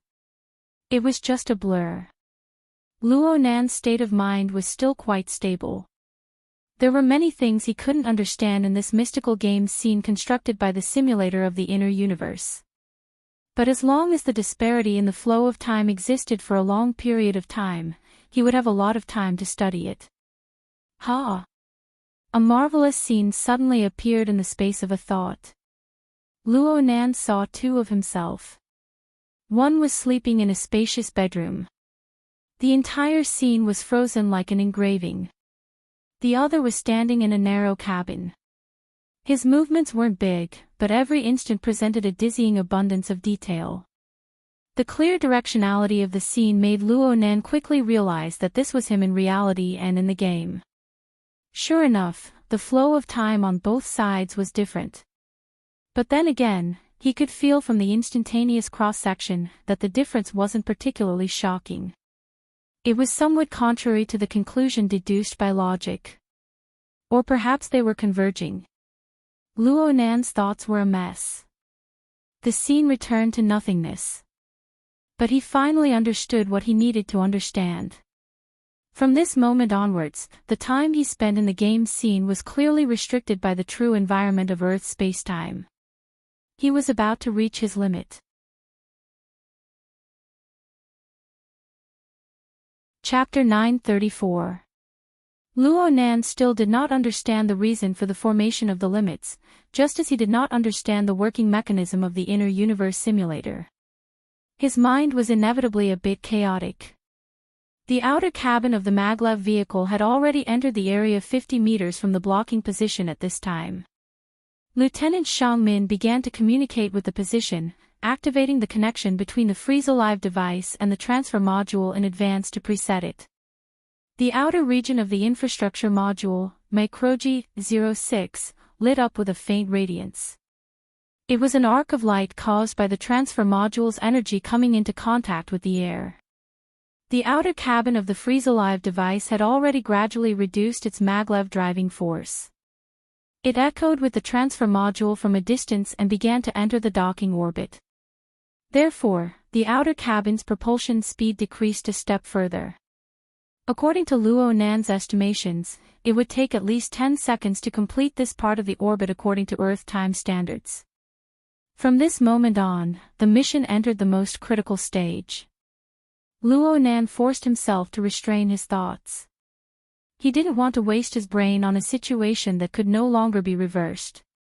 He poured his energy into monitoring the state of important targets such as Lieutenant Xiangmin, the frozen life device, and the transfer module installed in the Microji 06. It could be imagined that Luo Nan wasn't the only one who was focused on these targets. It wasn't just Luo Nan who was staring at this scene. There were even AI systems performing real-time calculations to detect the corresponding relationship between the data of both sides. Any tiny flaw would trigger an alarm. The docking process was destined to not be smooth sailing. Having lost the complete facilities of the transfer vehicle, it was impossible for Luo Nan's hasty emergency response to be flawless. The outer cabin of the freeze-alive device only advanced 15 meters or so on the docking orbit. Alarms and stimulating blood-colored information popped out one after another. It was not a fatal design error, but it was limited by conditions. The docking process required a large amount of automatic calculations, timing, and quantitative work. Now, most of it had to be done manually. This required the support of large amounts of frequent, high-precision operations by the controller. Lieutenant Xiangmin had thought of this the moment she decided to split the transport vehicle into pieces. She was mentally prepared for this long ago. She responded quite calmly, truly displaying the standard of an elite lieutenant of the medical sequence. Lieutenant Xiangmin did not avoid Luo Nan during this time. She even intentionally showed him all the two-way communication information and operating procedures so that he could make a timely response. Luo Nan was just watching for fun when it came to Lieutenant Xiangmin's specialized information. His chaos translation mechanism was far from being able to accurately translate it. He could not intervene for a time. However, Luo Nan still gained something in the end. Luo Nan looked at this extremely precise special system that was built upon the foundation of space-time configuration. It went from a high degree of automation to a level of manual operation. It was true that dangers were everywhere, but it was tantamount to cutting open the black box of the system. It allowed Luo Nan to peek at a certain aspect of the space-time structure and its application mode on the concrete configuration. Most importantly, Lieutenant Xiangmin's personal strength was around the level of a Grade B architect. When performing such a high-standard and difficult operation, she had to rely on the buff of bloodshed land. Luo Nan followed the logic of Lieutenant Xiangmin's operation and observed the process and results of her original positioning within the standard array as well as the upgrade of her privileges. Luo Nan pondered over many things outside of the basic operation and his consciousness naturally entered a deeper region. Gradually he was able to learn more. He wanted to observe bloodshed land from a different angle and find more things to compare it to. He wanted to use an inaccurate but vivid metaphor to describe this vast and complicated formation system that was deeply rooted in the material plane but did not possess any material substance. Yes, right now Luo Nan felt that bloodshed land was like an enormous digestive system in a certain aspect. It was constantly resisting large amounts of external pressure, dissolving them layer by layer. At the same time, it also had to bear the burden of many chaotic elements that did not conform to the rules. It had to do its best to deal with these elements cleanly. It swallowed trash and even bombs, but it needed to go through a complicated cycle to digest it without affecting its material foundation. It even needed to convert a portion of it into effective energy to be re-exported and reutilized. This was simply an incomparably enormous negative entropy generator. In other words, its power was order. But Luo Nan could not say for sure whether it was order that gave it power, or whether it was itself that produced order. Luo Nan's understanding of Bloodshed Land grew deeper and deeper. The configuration structure and the corresponding changes he could observe became more numerous. But no matter how ever-changing and magnificent these structures and changes were, they were all rooted in strict and solid order and rules. There were no exceptions. At least this was the case on the front lines of the battlefield that Luo Nan saw. Every soldier of the Heavenly Yuan Empire was a basic node of this system. They followed the basic rules of the array system. This did not mean that everyone was a marionette, but the source of the power system that they cultivated and originated from this. All of the spiritual changes were integrated into it, forming a benefit to the system itself. Of course, in order to radiate the value of this benefit, one needed to be an outstanding expert to achieve it. Luo Nan's thoughts gradually spread deeper and deeper, touching upon a few similar, strong radiation points. Especially the one at the front lines, the one that was resisting the tyrannical external force outside of the array system. The so-called tyrannical external force was the legendary Hellfire Tyrant. The rules of the domain manifested by it were weaker by a level or two, but they were exactly the same as the remnants of the dazzling flames on this side of the canyon. They were overflowing with violent destructive power. Luo Nan felt a hard-to-suppress dizziness with just a slight contact. As for the person that could contend against it. Lieutenant Lu Andy. Luo Nan subconsciously turned his head to look at the unconscious Sir Shi Yuan and the freezing device. The doubts that he had when he first saw this person were finally answered. What followed was another feeling of exclamation. No wonder Liang Lu respected Lu Andy so much. That war hero could actually go to this extent. But then again, wasn't this the ultimate marvel of the power of the bloodshed domain?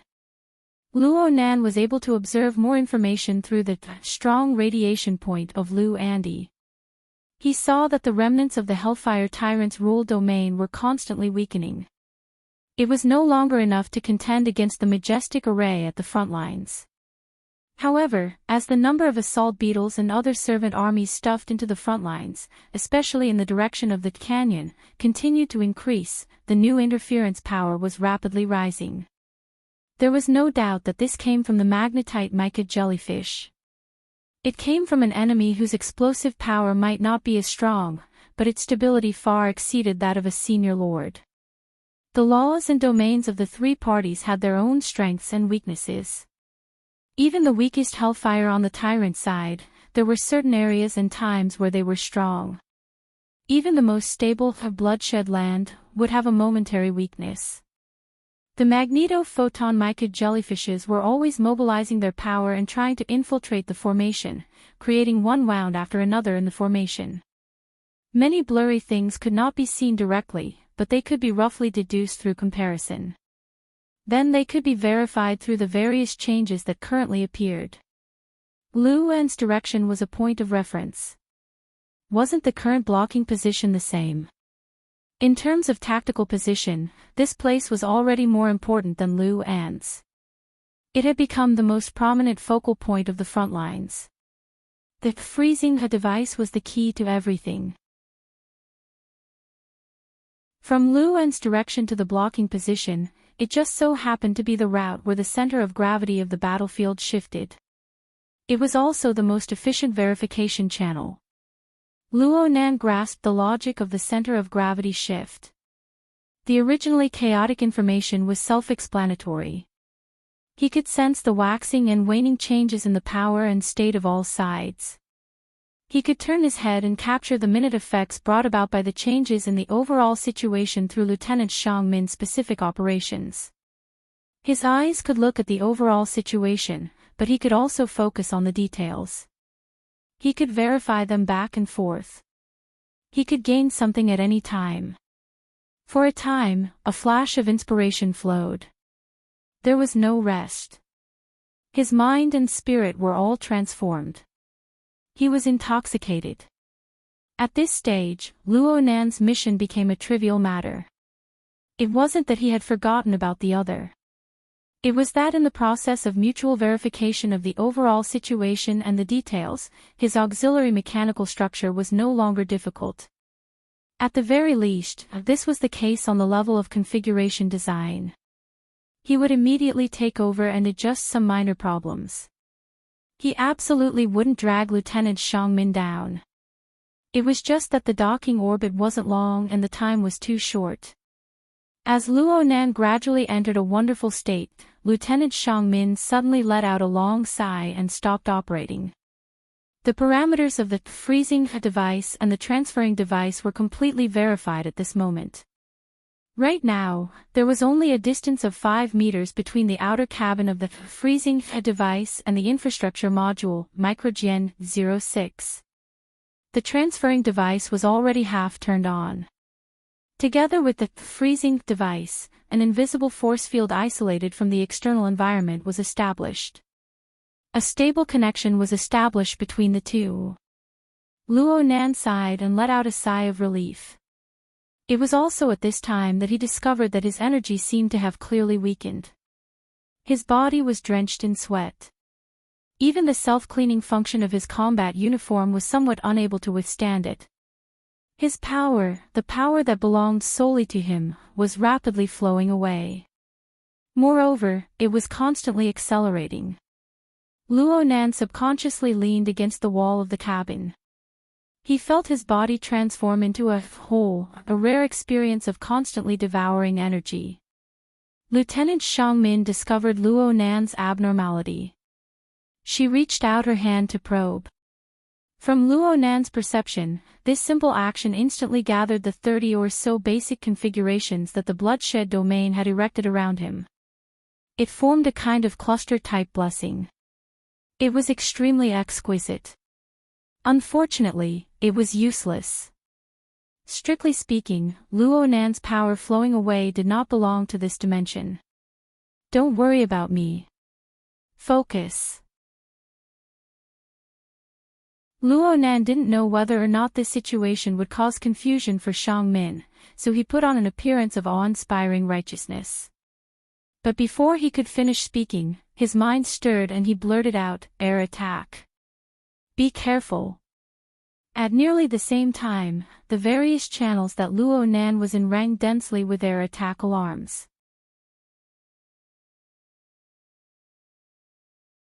Chapter 935. Luo Nan had completed a brilliant early warning. This was the specialty of the mental side, but it wasn't easy to do in the current situation. It was difficult to release soul strength into the void, and it could be wantonly extended. Luo Nan was able to deduce the corresponding signs from the details of the conflicting laws of the three sides. Then he captured the corresponding target. The pterosaur army was mobilized by the magnetic mica jellyfish regardless of the cost. They forcefully broke through the blockade and made a suicidal attack in the direction of the blocking position. Some of them displayed the characteristics of the assault beetles. When their broken bodies swept past the canyon area at low altitude, they brought with them raging flames. Every time they spat out acid bombs, they would also catalyze the most insidious flames. It was like a rapid rain of fire that was blown by the wind, pouring down on the defensive line. The outer cabin of the freezing device was still at the outer edge of the fortress. Of course, it was within the range of the rain of fire. However, the damage of the rain of fire was dealt with by the defensive system of the blocking position. Luo Nan didn't need to worry about it. From his perspective, there was nothing more realistic than the fact that his early warning still had some errors, in a relatively higher-level domain. Earlier than the pterosaur air raid, a heavy magnetic spirit hammer fell from the sky. It was a powerful attack from the main body of the magnetic mica jellyfish. Luo Nan wasn't clear on the specific mechanism of the magnetic spirit hammer, but he was able to observe and sense the surrounding laws and environment the moment the strike fell. It was as if he had been struck by a stun grenade. All order was distorted and turbulent. This caused a considerable negative effect on the defensive system of the blocking position. This was clearly a targeted method of the magnetic mica jellyfish. However, who could be more brilliant than the other in a prolonged confrontation? The Bloodshed Land had many contingency plans to deal with this situation. After a short period of shock, the entire outer wall of the fortress lit up with pure light. This layer of light was a bit similar to the format of fire. In fact, it was the representation of a myriad of preset configurations that circulated and switched and reassembled. It formed an effect close to an energy shield. It blocked a large portion of the most destructive and corrosive of the rain of fire. At the same time, it suppressed the warping power of the mad magnetic spirit hammer. The two sides went back and forth, calmly dealing with each other. It was quite marvelous. Luo Nan originally loved this sort of scene the most.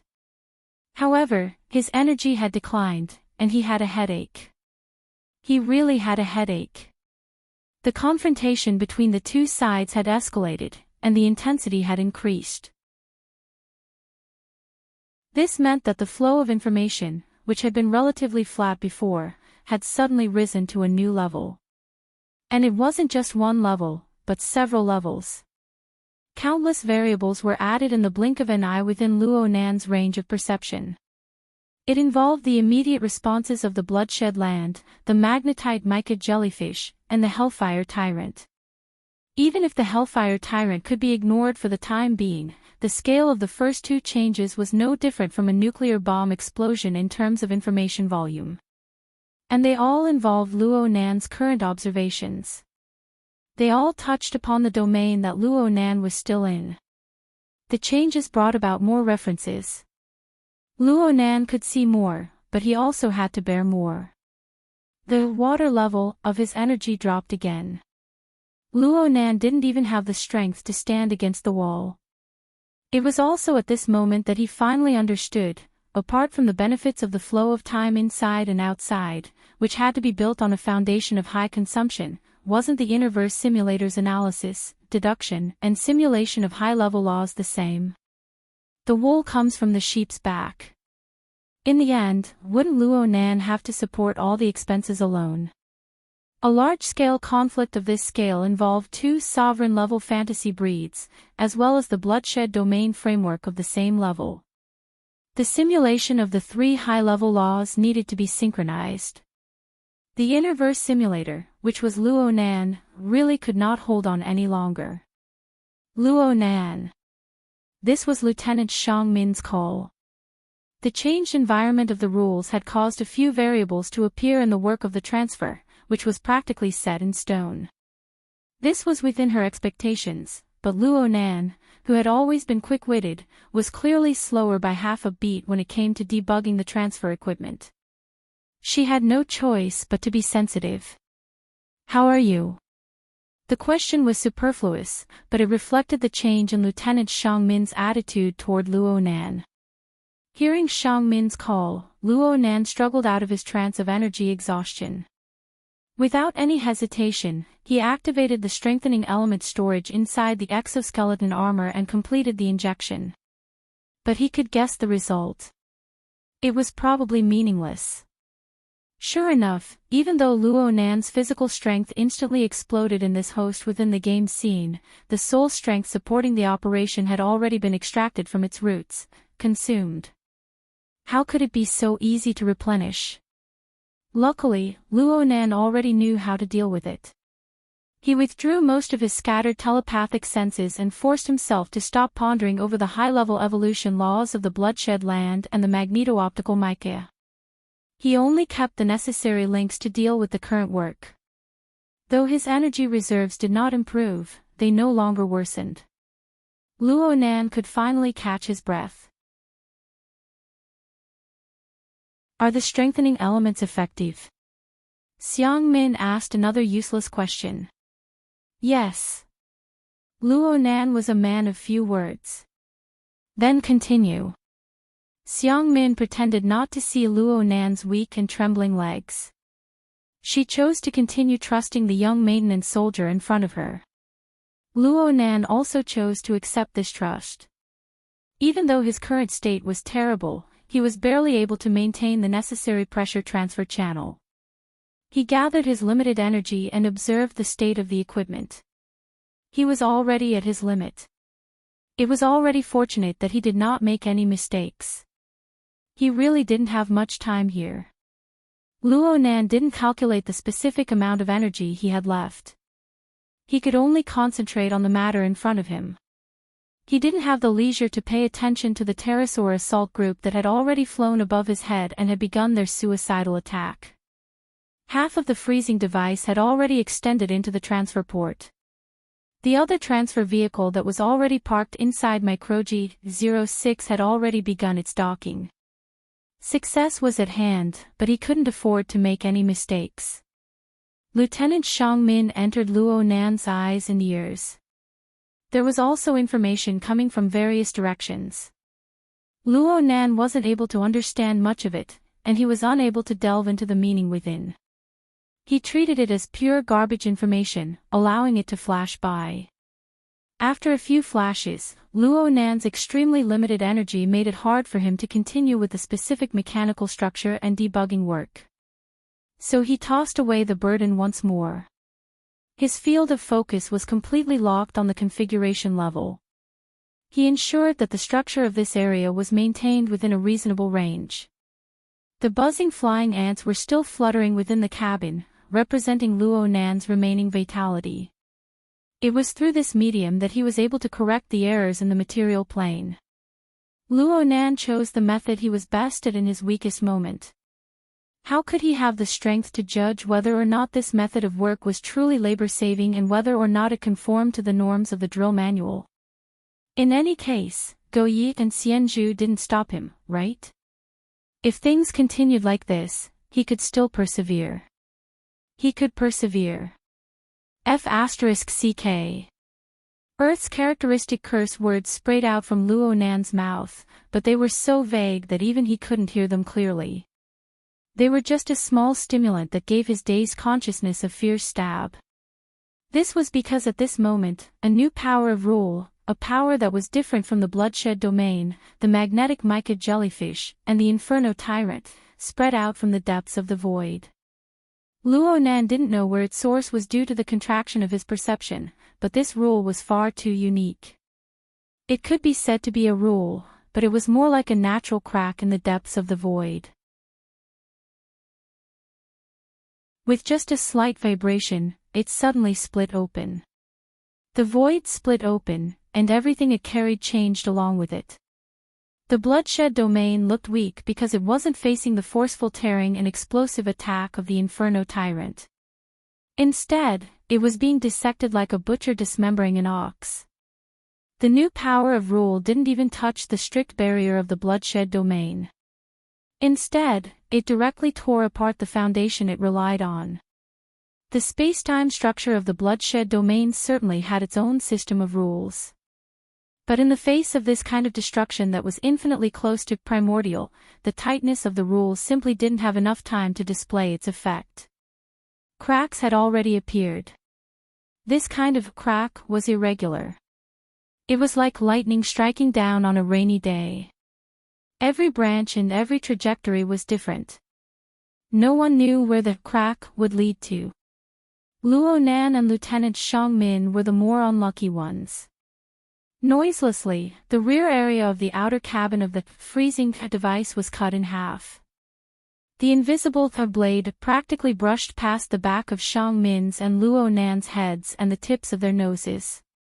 In reality, there was no such coincidence. It was just that Luo Nan had dozens of syncopators acting as guides and scapegoats.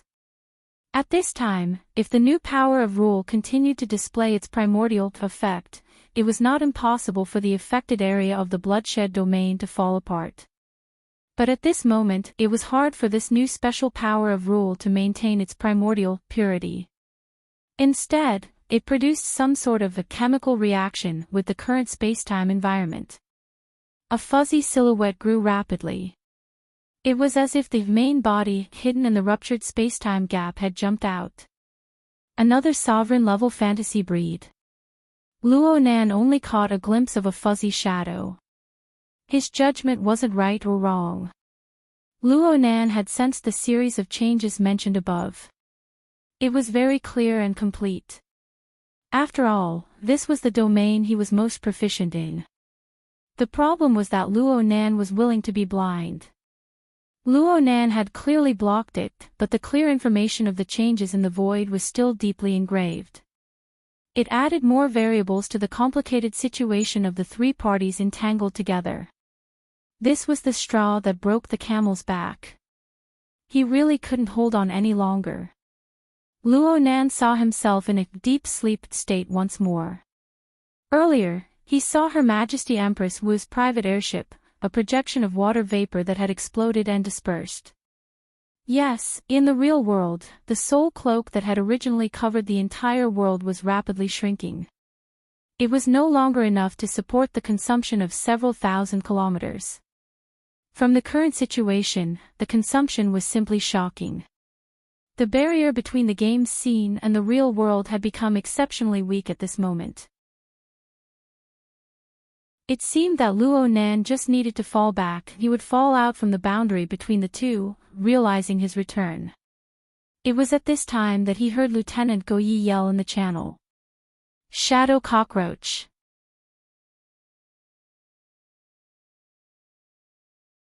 Chapter 936. Shadow cockroach. Luo Nan should have seen this name or a similar name in the database related to the Outer Realm species. However, he no longer had the space to recall. He was unable to make a further reaction. His energy had already been squandered on the support and analysis of the high-level evolution of the laws.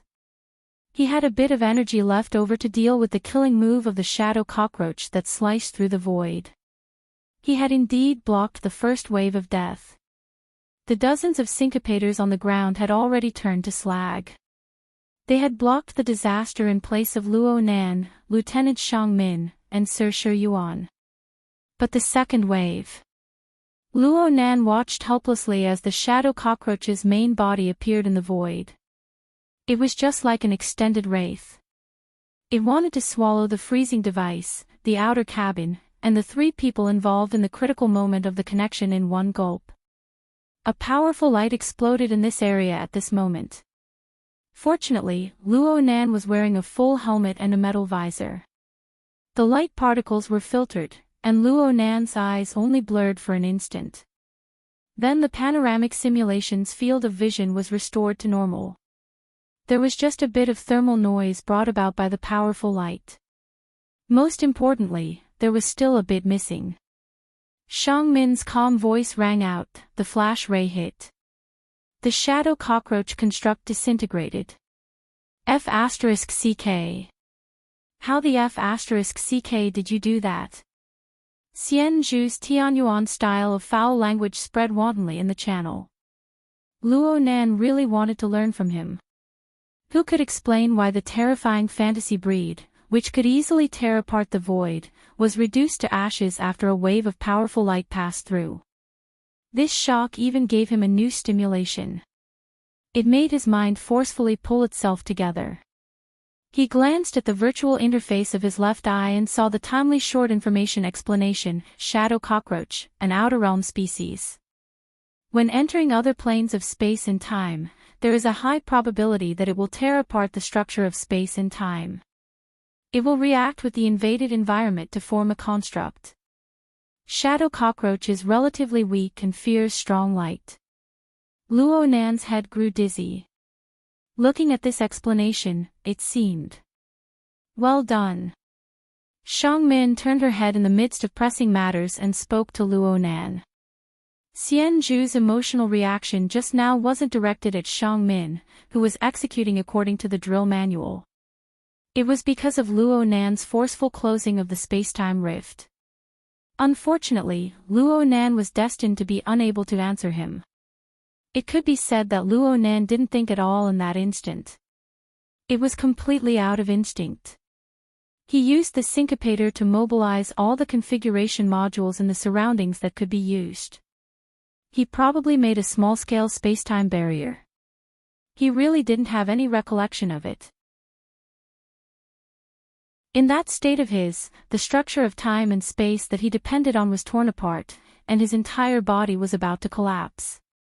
How could he have the time to think calmly? Luo Nan's train of thought became more and more erratic. Otherwise, he wouldn't have wasted precious time on Xian Zhu's rather untimely reaction.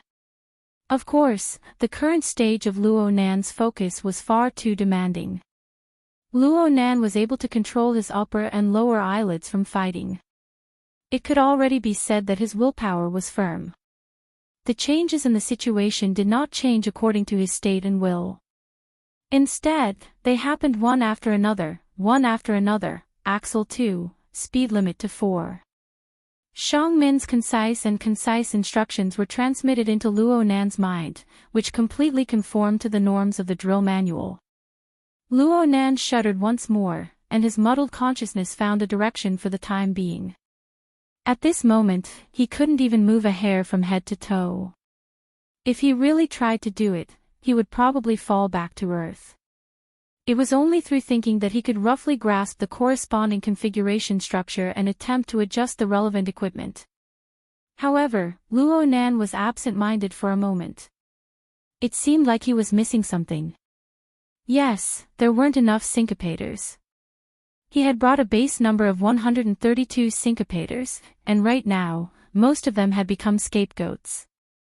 They had turned into slag and scattered on the ground. Oh, if it wasn't enough, then it wasn't enough.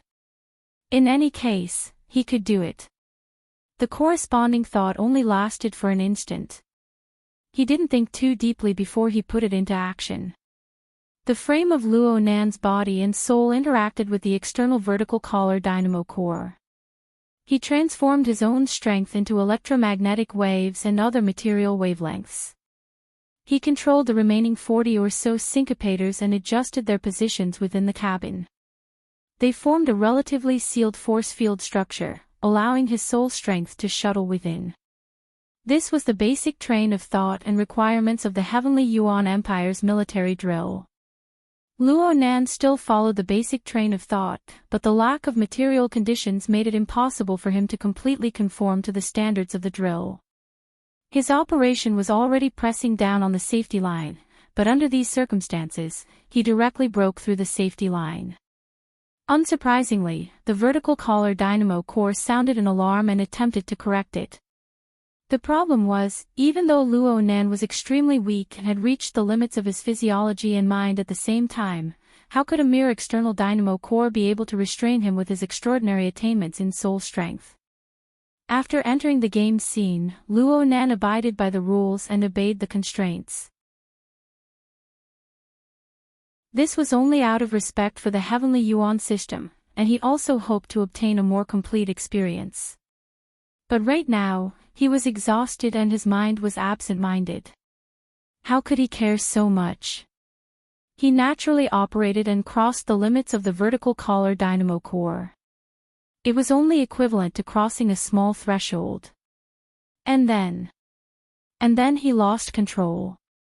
In his half-conscious state, all of Luo Nan's execution logic was subservient to his personal instincts. He did what was familiar and comfortable. His soul strength spread out in the void. Luo Nan didn't even pay attention to the specific operation of his soul strength. After limiting the speed of the number 2 axis, he completely bid farewell to the word control and this concept. He just let himself be, fusing his biological instincts into his soul strength. There was no difference. His eyes, ears, nose, tongue, body, and intent all spread out along with the expansion of his soul strength. This naturally increased the range and level of Luo Nan's clairvoyance. In a certain sense, Luo Nan grew weaker and weaker, but he also grew clearer and clearer. Under the pure sensing of the psychic eye, The inside and outside of the relay station, the surrounding battlefield, the three tangled and conflicted sides, and even the laws and sources of their respective mobilizations of power all appeared in an unprecedented panoramic view. What should be blurry remained blurry, but Luo Nan had never experienced the great outline and layout of the collusion, ever since he entered the game's scene. The expansion of his soul strength was extremely fast. The complex battle situation surrounding the relay station was imprinted in Luo Nan's mind in the time it took to flash a thought. His mind had a range of cognition, so it naturally needed to increase its level. The Sea of Consciousness, the Abyss region, the Polar Domain, so it turned out that the level division of the mental domain was the same here. Perhaps this was the universal truth of the universe? Luo Nan was unable to look too carefully. He just had a general understanding that the Sea of Consciousness and the Abyss region here were much more orderly than those on Earth. There were similarities and differences in the three levels. It was like the scenery of a foreign country. It was quite interesting. But Luo Nan couldn't remember too much for a time. He didn't have the energy to distinguish them. It was more and more like a dream, drifting leisurely all the way to the polar domain.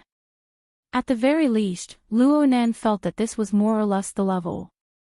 But in his days, the so-called polar domain was poles apart from Luo Nan's impression. The difference was so great that he was unable to ignore it in his current state. He was unable to bypass it. It seemed that the other side wouldn't let him go either. That was chaos. Inexplicable chaos. Fundamental disorder. Indescribable distortions. They were like casual graffiti, splashed paint, and randomly cut curtains. They spread out wantonly and boundless, filling one's field of vision. Accurately speaking, it was the entirety of all sensing dimensions. It didn't leave even the tiniest bit of space.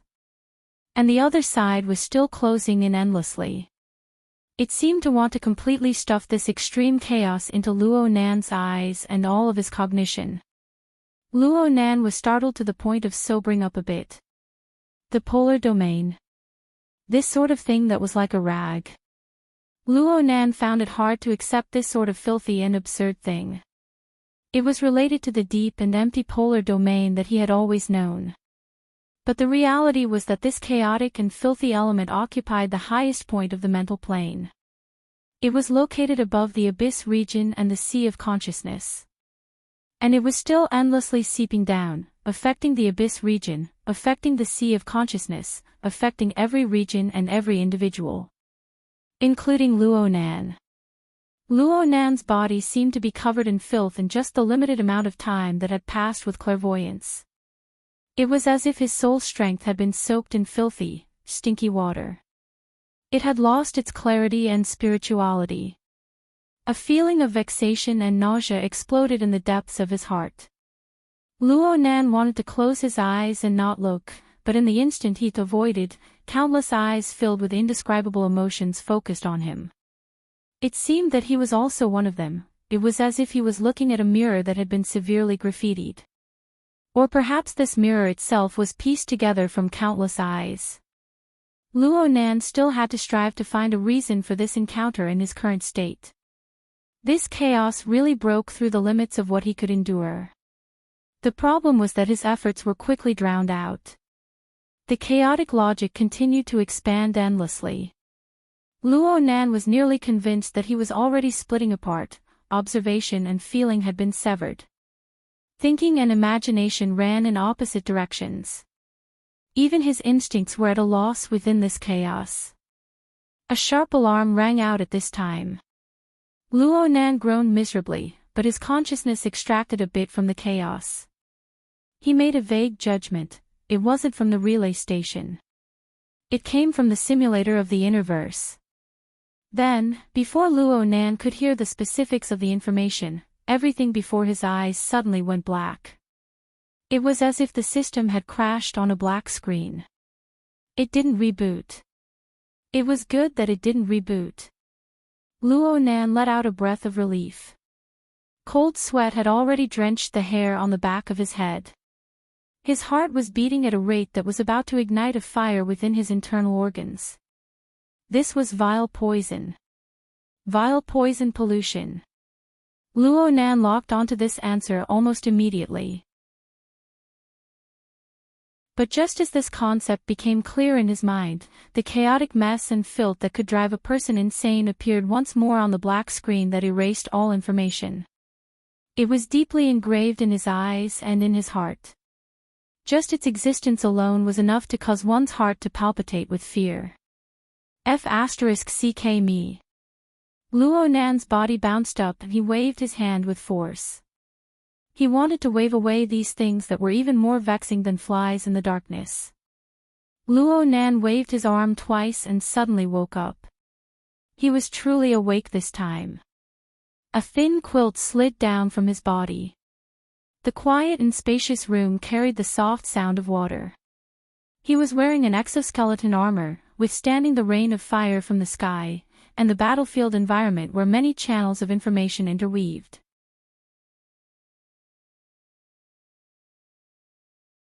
Chapter 937. Luo Nan had already exited the game. However, he didn't even have the time to sigh about anything. The sin poison, that chaotic and dirty elemental energy, wantonly revealed its presence and continued to permeate him. Actually, Luo Nan knew very well in his heart that this was just a fragment of an impression that existed in his memories. There was no real impact to speak of. But it was precisely because there was no substance to it that it lingered and did not disperse. This was what made Luo Nan even more irritated. He forcefully flung the thin blanket on his body to one side, as if he could use this method to completely separate himself from the mess and filth. Of course, it was useless. My lord. Luo Nan was in the master bedroom. Snake Tongue's figure was reflected outside the bamboo lattice door. Her tone was a bit hesitant. She seemed uncertain. Luo Nan didn't feel like replying to her. He continued to fight against the corrosion of the chaotic and disorderly impressions. His breathing grew heavier and heavier. 2 seconds passed before the door was pushed open to the side. The sound of wood rubbing against each other was extremely soft and slow. But in Luo Nan's ears right now, it was clearly the most torturous noise. He immediately glared at him angrily. Snake Tongue, who was walking in on her knees, suddenly raised her head and met Luo Nan's gaze head-on. Snake Tongue was startled, and then her body tensed up. She sucked in a short breath, and her mouth emitted a loud and clear sound of air. For someone with her temperament, this was already an extreme loss of self-control. The more she acted like this, the more she attracted Luo Nan's attention. Luo Nan stared at Snake Tongue with a fiery rage. Snake Tongue subconsciously wanted to bend her head to avoid his stare, but it seemed that her movements were too large. She stretched her neck, causing her body to go stiff. She couldn't move sideways. It was also as if invisible fingers were pinching her cheeks. She couldn't move freely. What's your name? Luo Nan's voice was dull and hoarse. His voice sounded like dry wood scraping against each other. Snake Tongue couldn't answer. In fact, she couldn't even control her eyelids right now. She wanted to close her eyes, but she could only shake her eyelashes. Soon, the veins on her fair neck and forehead began to bulge and throb slightly. In the end, his entire body was trembling, as if he had seen something extremely terrifying, or perhaps he had been forcefully injected with a fatal poison. You've seen something incredible from me. You can even infect me like this. Luo Nan muttered. Even he himself couldn't hear his muffled voice too clearly. This wasn't a good thing. This was because he could feel that as Snake Tongue was struck, the chaotic and dirty elements suddenly expanded their territory. Many more irregular transformations occurred, making the chaos even more chaotic and harder to control. What the hell? Luo Nan's heart grew more and more restless, to the point where he vented his anger on someone else. It was undoubtedly Snake Tongue's fault. If she hadn't come over to disturb him, things wouldn't have reached this stage. This was what Luo Nan thought in his heart, but the gaze Luo Nan shot over became all the more unkind. The blood drained from Snake Tongue's face. She opened her mouth as if she wanted to say something, but it was as if an invisible noose had gripped her neck. All her words were stuck in her throat. Luo Nan, on the other hand, had a gloomy expression. He slowly got up and walked over to Snake Tongue. He sat across from her, sticking extremely close to her. In this way, he could indeed see more clearly. In particular, he could sense that Snake Tongue had suddenly lost control of her aura. There was a rather typical quality amidst the chaos. The so-called model was learned from the military drill of the Heavenly Yuan Empire. While Luo Nan was observing Snake Tongue, he subconsciously wanted to cut her open to make a diagnosis. Only then did he realize that there wasn't a syncopator beside him. This was even more vexing. He didn't even bring a tiny syncopator with him when he came out of the game setting. In the end, with just a glance, he had provoked the most dangerous thing on the other side. Should he find someone to reason with? The Innerverse simulator. The corner of Luo Nan's lips twitched. He didn't make a sound. He just extended his hand and touched Snake Tongue's pale cheeks. He didn't have a syncopator, but he understood basic calculation principles. He was barely able to extrapolate. Snake Tongue was trembling. Luo Nan could clearly feel this. Of course, she was afraid as well. She was more afraid than she had been in the past. The source of her fear undoubtedly came from Luo Nan. Her gaze was still firmly glued to Luo Nan's face. It was hard for her to move an inch. What in the world did she see? Luo Nan couldn't be too certain. But after performing calculations and comparing the parameters provided by the drill manual, he quickly came to a basic conclusion. It was evil poison without a doubt. Moreover, the process of the evil poison's environmental pollution had begun. Luo Nan laughed. This was a laugh triggered by the absurdity. On Earth? Did he become a carrier of the virus? And the most ludicrous and laughable thing was that he had carried it out from the virtual game setting. What a joke. Snake Tongue let out a cry of pain. Luo Nan subconsciously used his fingers to clasp her cheeks. He exerted some force. She had probably injured some facial muscle or a bone seam or joint somewhere. So, what stupid thing did you do? Luo Nan pressed forward a bit more. The tip of his nose was practically touching the tip of his nose. His forehead was touching her forehead. His voice was hoarse as he spoke to Snake Tongue. The distance was too close. Snake Tongue's gaze was unable to focus. It was already lax. Perhaps this was a good thing for her. She was finally able to break free from some visible terror from Luo Nan's body. Even though her pretty face was a bit deformed from Luo Nan's pinching, the expression on her face was much richer. She even opened and closed her lips to emit a silent word. What? Of course, Luo Nan didn't hear her clearly. His hand unconsciously loosened a bit. Then he heard Snake Tongue's intermittent voice, Your Excellency. You also have fear. Was this awareness? Luo Nan was a bit startled. His absurd emotions immediately magnified, and he laughed involuntarily once more. This pushed his emotions to take a large turn. The flames of irritation and anger suddenly transformed into an absurd and nonsensical casually leaping excitement. He didn't respond to Snake Tongue's question. His hand decreased a bit more force, caressing her smooth skin. He experienced the sensation of the shallowish layer. He wanted to continue watching. He wanted to see the results. He wanted to see how this beautiful skin would mutate and even be destroyed under the terrifying laws of poison. If he continued, this would most likely be realized. As for the reason, curiosity was the reason. Therefore, he supported Snake Tongue's face. He looked at the vile environment he had brought back and built with his own hands. He looked at how the chaotic and destructive negative elements seeped into this beautiful body and into her tenacious soul. This was the vile poison of the past. It was currently corroding the framework of her body and soul, the foundation of her cultivation. Perhaps it could be a bit faster. This was insanity. Reason finally shrieked in the corner, heavily pounding on his nerves. You're in an abnormal state. There's a problem with your emotions. You've clearly been infected, but you're excited because of the accelerated destruction of the person you've infected. This is the path to death.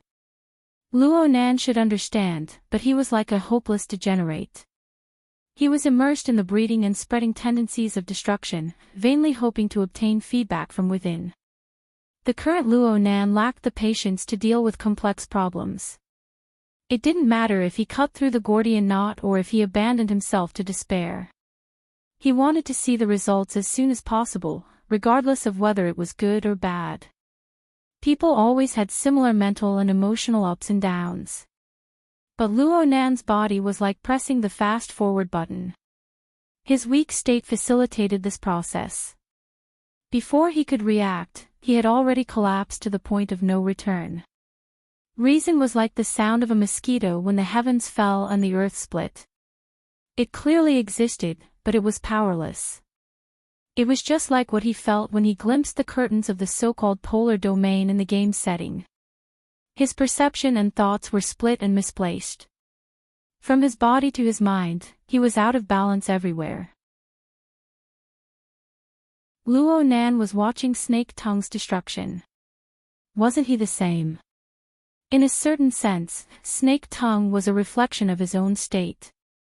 The two of them were grasshoppers tied to the same rope. Both of them were falling apart at a speed visible to the naked eye.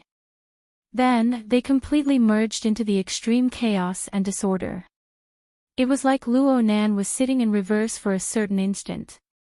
Everything he experienced, everything he remembered, everything he learned, and everything he cultivated.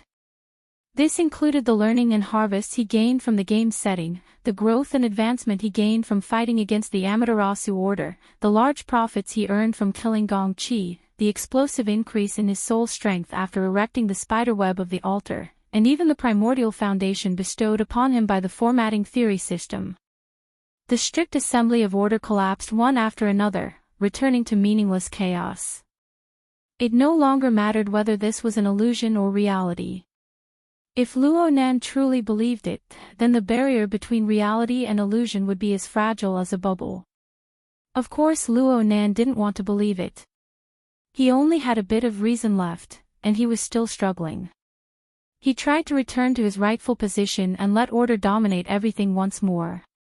But his attempts were drowned in the chaotic and misplaced thoughts and emotions.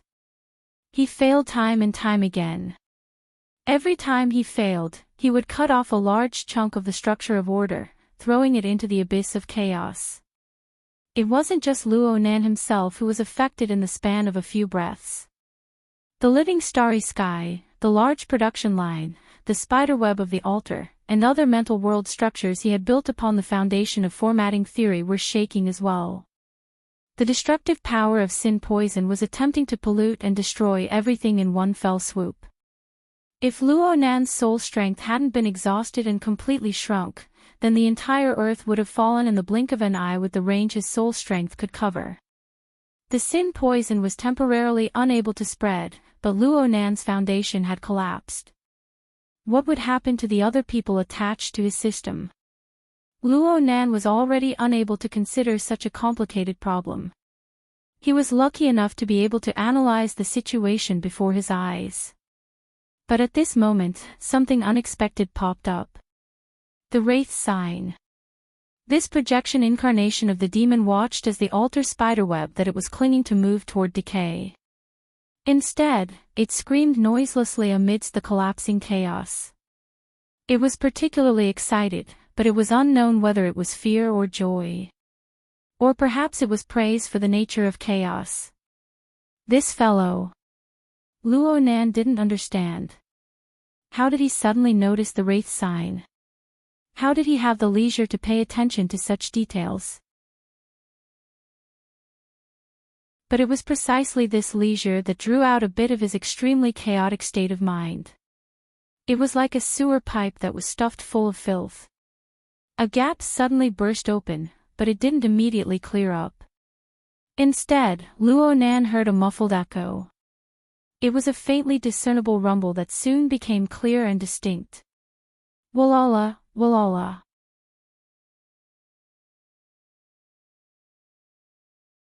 Chapter 938. The Heavily Chained Crow. The materialization of the rules of formatting theory, My Heart's a Prison, was the embodiment of control and coercive power. It was also Luo Nan's original foundation. When Luo Nan's extraordinary power sprouted, it became the most special symbol. It was preserved at the very bottom. As Luo Nan's power level continued to rise, his accumulated techniques grew richer and richer. He rarely used the power of the heavily chained crow. At most, he used it to control the wraith sign. And now, when everything was withering, decaying, and collapsing, the heavily chained crow appeared once more. It still maintained its fixed form. It still continued to maintain its rhythm and meaning. It still firmly locked the wraith sign. No matter how deranged it was, it wouldn't cause a backlash. Luo Nan took in a long breath. His wildly beating heart seemed to be tied up by chains. From his perspective, it was better than nothing. The unchanging nature of the heavily chained crow was the most obvious lighthouse amidst the avalanche of chaos. It allowed him to have a bit of a sense of direction amidst the vast expanse of chaos. He wouldn't be completely lost. Such an effect was absolutely not an exaggeration to say that it was a cornerstone, a stabilizing needle. Why did it have this kind of effect? This scene felt a bit familiar. Luo Nan's consciousness drifted once more, but it was no longer a depraved loss of control. Instead, he used the manic wraith sign and the stable heavily chained crow as primers. He made a reasonable association and completed a jump with a clear direction. Suddenly, a grand image appeared out of nowhere. No, this wasn't just an image. It was a complex movement that pierced through the barrier of space and time. It cut into the tree-hole space within the Mishti labyrinth. It connected with the lens and cast into the depths of the boundless sandstorm. It had a clear direction, and because its goal was clear, it quickly received a response. Luo Nan's consciousness broke free from the chaos. In the blink of an eye, it fell into an incomparably deep and grand world. Once again, he saw the abyss sun wheel and the absolute chain prison clashing against each other. They kept each other in check and balance. The dazzling abyss sun will expanded and shrunk at times. Flames gushed out, transforming into tens of thousands of demons. The heavily chained crow crisscrossed layer upon layer, resonating with a howl. The humming sound was no different from last time. This included the flood of information hidden beneath this magnificent scene. Observation meant contact, connection, and conduction. In an instant, the grand image that was merely a silhouette of the vast spacetime was shattered. The violent and warped dynamic changes and the flood of information hidden deep within the changes burst forth once more. The flood of information surged toward Luo Nan. In the blink of an eye, the flood of information from the solar will extreme prison drowned his consciousness. Right now, Luo Nan's soul cloak had withered, and the altar spiderweb had decayed. The buffer medium was no longer present. He was practically facing the onslaught of the flood head-on. However, he wasn't smashed to death in the water, because at that very moment, the chaotic, disorderly, and dirty elements of the sin poison almost filled up his consciousness. The waterway was already half filled up. If another wave of water rushed over, not only would it burst the dam, the front and back would also have to be stirred up. With this stir, a new change was stirred up. Both sides were in chaos, but chaos was different. A comparative thought popped up in Luo Nan's mind at this time. They were both warped and chaotic. The flood of information from the solar will extreme prison was just a large number of fragments of order and rules gathered together. There was something real inside. In comparison, the sin poison seemed more like a deliberate and malicious distortion. Luo Nan didn't know if his judgment was correct or not. However, the mixing of the two types of chaos was far more complex and intense than what he felt or imagined. The chaos still existed, but a powerful chemical reaction was clearly formed between them. It was so powerful that Luo Nan's consciousness turned into a mass of chaotic mist in the blink of an eye. It was impossible for Luo Nan to pry into the explosive details within unless he was truly tired of living. The only thing he could confirm was that there should be a relatively large-scale erosion or transformation between the two. This was because Luo Nan's current pitiful capacity of bearing, or depth, did not cause his head to explode in an instant. Instead, it was as if he was being brushed by water vapor within the pervasive chaotic mist. It was warm, it was cool, of course, he would still swell and he would still get hurt. Luo Nan felt that he had grown a size fatter. He seemed to have become cumbersome. This was the reaction of the substantial pressure on the mental plane sinking down to his bones. However, the boundary between pain and comfort was blurred under this bizarre situation. It was hard for him to assess the severity of his injuries. Actually, it was meaningless. If he couldn't get through this, the Heavenly Yuan Empire's military drill manual would clearly state what would happen to him under the heavy contamination of the sin poison. Should I just wait foolishly in the primal chaos? Luo Nan just had this thought when he discovered the extremely excited wraith sign within the primal chaos. There was also the image of the heavily chained crow that connected him to the wraith sign. In a certain sense, the two could be considered as Luo Nan's perceptual tentacles. He could use them to sense the inside and outside. Their existences gave Luo Nan an additional sense of existence within the primal chaos. Existence itself was order. Moreover, it was order that Luo Nan could sense, control, and extend. Luo Nan was dazed for a moment. He looked at the two existences that maintained an extremely strong sense of existence within the primal chaos. The associative route that he had projected earlier was reversed.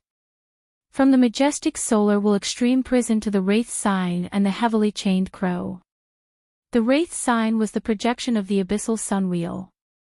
The heavily chained crow was the reflection of the extreme prison.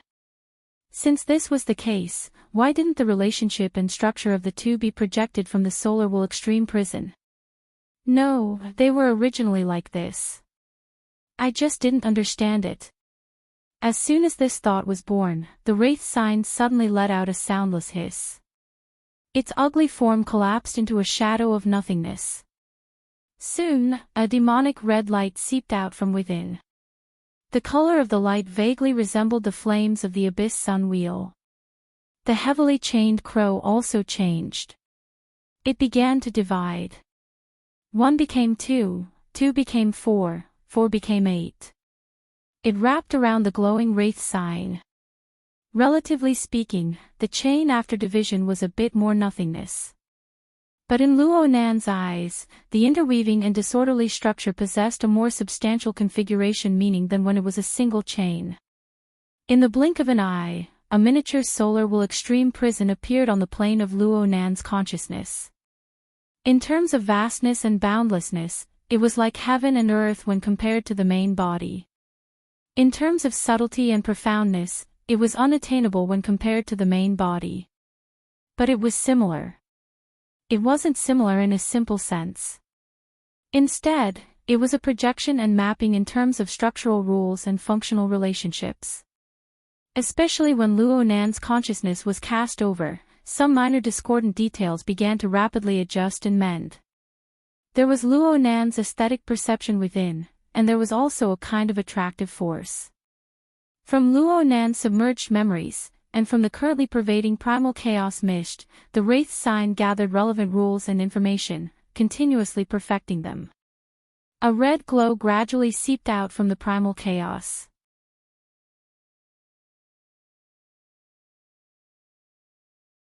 Chapter 939.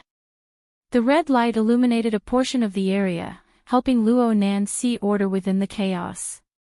At the very least, he could try to understand what the internal conflict was like within the chaotic mist that pervaded the entire plane of consciousness.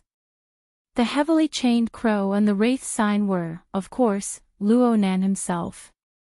They were located at the center of the chaotic mist.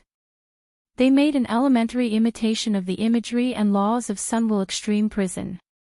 Actually, they actively guided the power of Sunwell Extreme Prison to cross space and resist the corruption of sinful poison. Regardless of whether Luo Nan did it intentionally or not, this was an established fact. It was impossible for Luo Nan to utilize the power of Sunwell Extreme Prison, especially the roaring torrent of information, to cleanse the universe in one fell swoop with Luo Nan's control and analytical abilities. But when the primal chaos fog collided, a strange feeling gradually appeared. The filthy curtain that seemed to be rooted in Luo Nan's memories was washed back and forth by the torrent of information from Sunwell Extreme Prison. It was warped by an even more powerful power of distortion, to the point of being washed away. Though it still looked the same, Luo Nan became more and more familiar with it the more he looked at it. Luo Nan repeated the familiarity over and over again. It was like staring at a character and looking at it hundreds of times. Suddenly, it became unfamiliar. In reality, this was a kind of semantic saturation phenomenon. After the brain received the same stimulation over and over again, it produced a nervous fatigue that caused it to enter a state of inhibition. Luo Nan's current situation was pretty much the same. His brain nerves were far more than tired under the violent flood of information. They were simply overworked. With sinful poison as the central axis of stimulation, it gave him continuous attacks. If it were anyone else, they would have long since gone insane, gone mad, and their body and soul would have collapsed. However, Luo Nan had a layer of chaotic mist as a buffer. He forcefully withstood over 100 waves of attacks, holding on to the point of nervous suppression. His ability to distinguish and associate dropped substantially. He was unable to absorb the destructive power of sinful poison's law distortion. He could only pay attention to a portion of its structure. The problem was, when he looked at it this way, why did he feel that the other side was more handsome? Suddenly, Luo Nan discovered a new world. The environment of laws created by sinful poison was admittedly chaotic to the extreme, but it seemed that it could be disassembled. His analytical ability hadn't reached the level where he could immediately see through the mysteries. However, there was a trend that the heavily chained crow and the wraith sign, which already possessed some kind of highly integrated ability, especially the structure of the Sunwell Extreme Hell that they imitated, only needed an inducement to be effective. When Luo Nan muddle-headedly swept his eyes over the specious fragments contained within the sin poison, the Sunwell Extreme Prison had already taken the first step. Part of the evil poison had been broken down. At least that was what Luo Nan saw. Luo Nan was still not too clear on the fundamental framework for the birth and existence of sin poison. However, he was still able to understand the parts of sin poison that had been stripped away by the scouring and collision. Luo Nan saw that the fragments that had been torn apart originally had their own source and flow of laws. It was just that the portions that had suffered deliberate distortions were stripped off one after another and precipitated. Some of them even realized a return to normal, turning into law fragments. They attached themselves to the heavily chained crow and gradually fused with it. As for the inexplicable and pure chaotic parts, after they were extracted, they were swallowed up by the miniature sunwell formed by the wraith sign and burned fiercely as fuel. Of course, the sin poison that filled one's vision and filled one's soul wasn't something that could be easily digested. The conflict between the Sunwell Extreme Prison and the evil poison continued. It was very likely that this conflict would continue for a long time. The mist of primal chaos was still growing endlessly, continuing to give Luo Nan immense pressure. However, things always developed in a good direction, right? Luo Nan watched for a long time, but the phenomenon of semantic saturation did not occur again. Instead, he gained more insight into the combined architectural pattern manifested by the continued decomposition of the evil poison. It didn't seem like a misconception. Luo Nan's fingers subconsciously twitched twice. It was with great difficulty that he was able to restrain the impulse to draw a diagram out of thin air. As expected, I'm still a person on the side of order. Luo Nan knew that he had retreated from the edge of the cliff once more to be able to have this leisure. And because of this, true pleasure, the kind that could be controlled, was like a sweet spring that overflowed from the cracks in his heart. It rapidly healed the wounds that were on the verge of collapse. Only now did Luo Nan discover that his entire body was drenched in cold sweat. His mental state was quite good. Perhaps the saying, when things reach an extreme, they will move in the opposite direction, really made a bit of sense. After a round of conflict, he had actually recovered a bit from his extreme weakness. He looked at Snake Tongue. The evil poison could be contagious, and it could be contagious in her current state. Snake Tongue's complexion wasn't as pale as before. However, she had been acting as Luo Nan's test subject for the past few days. Her energy was lacking, and now she encountered this matter. She was caught in the crossfire, and she was in a worse state than Luo Nan. Her back could no longer support itself. She couldn't straighten her body. She was half lying on the ground, on the verge of collapse. Luo Nan couldn't help but feel a bit guilty when he saw her appearance. He got up and walked over. He asked warmly, "Are you feeling a bit better?" Snake Tongue heard this and forcefully propped her body up. Luo Nan was both admiring and a bit amused when he saw her appearance. "I'm afraid your luck has been exhausted up in the clouds. These days really haven't been easy. People always lacked self-awareness in times like this." Snake Tongue's eyes were half closed, and her pupils tilted to the side. She did her best to keep her voice steady and not trembling. "I've disturbed my lord's ocular technique cultivation. It's my fault." "What cultivation?" "Ocular technique." Luo Nan was startled with a laugh. He suddenly had some thoughts. He pointed at his eyes. "Here." Fortunately, Snake Tongue was able to understand his meaning. Her eyelids drooped, and she spoke in a soft voice, "My lord's divine ability." Luo Nan only knew that Snake Tongue had been infected by him, but he didn't have the time to review the channel of infection. If it was really as Snake Tongue said, then he could transmit the evil poison with just his eyes, causing the target to be contaminated. This really could be considered a type of ocular technique. Was his brain still sluggish? It wasn't easy for him to calm down, and now he had the guts to use the evil poison. The heavily chained crow and the new version of the wraith sign structure must have made him arrogant. Luo Nan really wanted to knock himself on the head and let his reason occupy a high position once more. But this thought was born, and his mind was like a cat scratching at it. He had glimpsed some of the outline of the structure during the partial decomposition of the evil poison. The outline transformed into abstract lines that danced in his mind. His fingers twitched more and more fiercely. Luckily, Luo Nan didn't have the time to ponder this deeply. The distant signal was transferred and received by the external neuron. Zhang Yingying's voice came roaring over, "What the hell is going on?" There was a bang, and the signal disappeared. The ground was covered in mercury. "I nearly called the police, you scum." Hearing this, Luo Nan's smile, which had just calmed down, surged up once more. It carried a few absurd emotions of déjà vu, but these emotions were already real and controllable. Only now did Luo Nan truly feel the force field of the real world gently covering his body.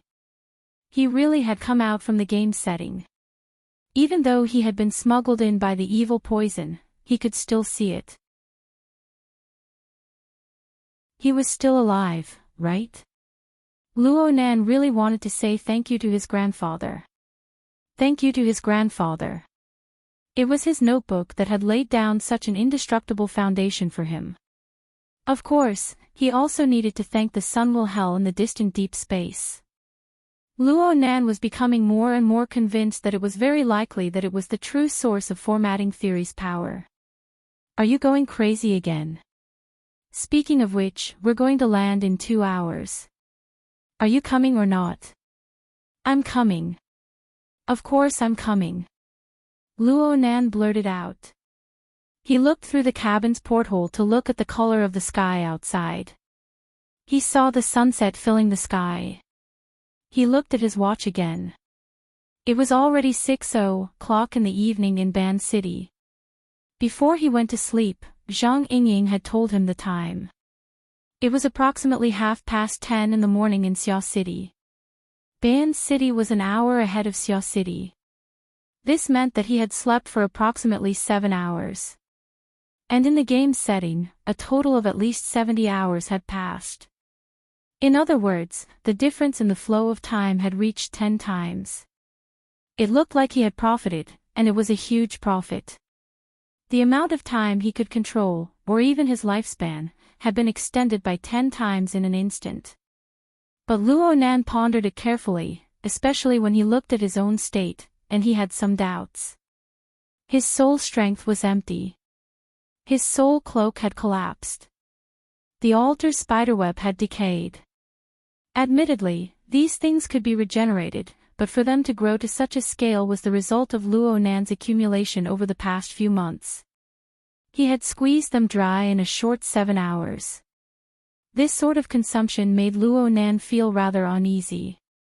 There was also the uninvited evil poison. Even though it had been suppressed and a portion of it had been dealt with, could there really be no repercussions for existences on the plane of laws? Let's not talk about the excessively fictitious ones. There was the most realistic one. Luo Nan had just promised Zhang Yingying that he would go meet up with them. Let's not talk about the real person. Even if it was his water vapor avatar, his soul cloak had collapsed. It was hard to avoid having to rack his brain again. Another period of awkward blankness passed. Zhang Yingying was convinced. Hello. You went on a mental journey again. Did you save the world in your dream? Did you win or lose? Say something. I nearly destroyed the world, it's true. Luo Nan responded with sincerity. He ignored Zhang Yingying's laughter and curses for the time being. He looked into the mental plane and grasped his own state. He began to seriously consider a plan to remedy the situation. It was strange. According to Luo Nan's usual way of thinking, he should be thinking in the direction of the mental plane, the soul cloak, the polar region of the abyss, and so on. He had done this before, and he had long since become familiar with it. But right now, the above directions and plans only ran through his mind, and he was unable to raise any interest. Admittedly, part of this was due to Luo Nan's large amount of soul strength and the accumulation of his framework being annihilated in a puff of smoke. But there was an even greater factor. Luo Nan felt that there wasn't much technical content. Speaking of which, Luo Nan had spent 70 hours in the game setting. He had already fiercely raised the aesthetic level of the configuration design and application. Yes, the Heavenly Yuan Empire didn't have a purely mental configuration application. But the strict, systematic, and highly efficient configuration model was deep and enchanting. Once one touched upon the basics and experienced the richness of its contents, one would be unable to stop. Hello. Hello. Luo Yuanwei, this attitude of yours won't do. Luo Nan's soul was called back by Zhang Yingying. But this allowed his pure aesthetic impulse to take the upper hand. He responded with a sound and then smeared honey on his mouth. Sister Yingying, I want to ask you something. Do you have any processing tools over at the airship? Do you have a fever?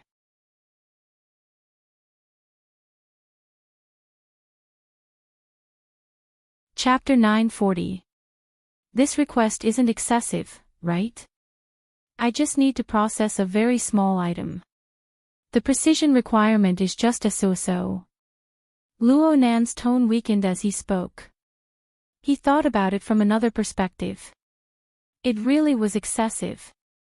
Her Majesty Empress Wu's private airship wasn't an Earth patroller. All sorts of equipment and accessories were readily available. They could be processed and repaired at any time and any place. Luo Nan's way of thinking was still stuck in the game setting. Cough. The previous plan didn't work. Then, what do you want to process? Zhang Yingying suddenly asked him. There was a subtle change in her voice. It became much more reserved and proper.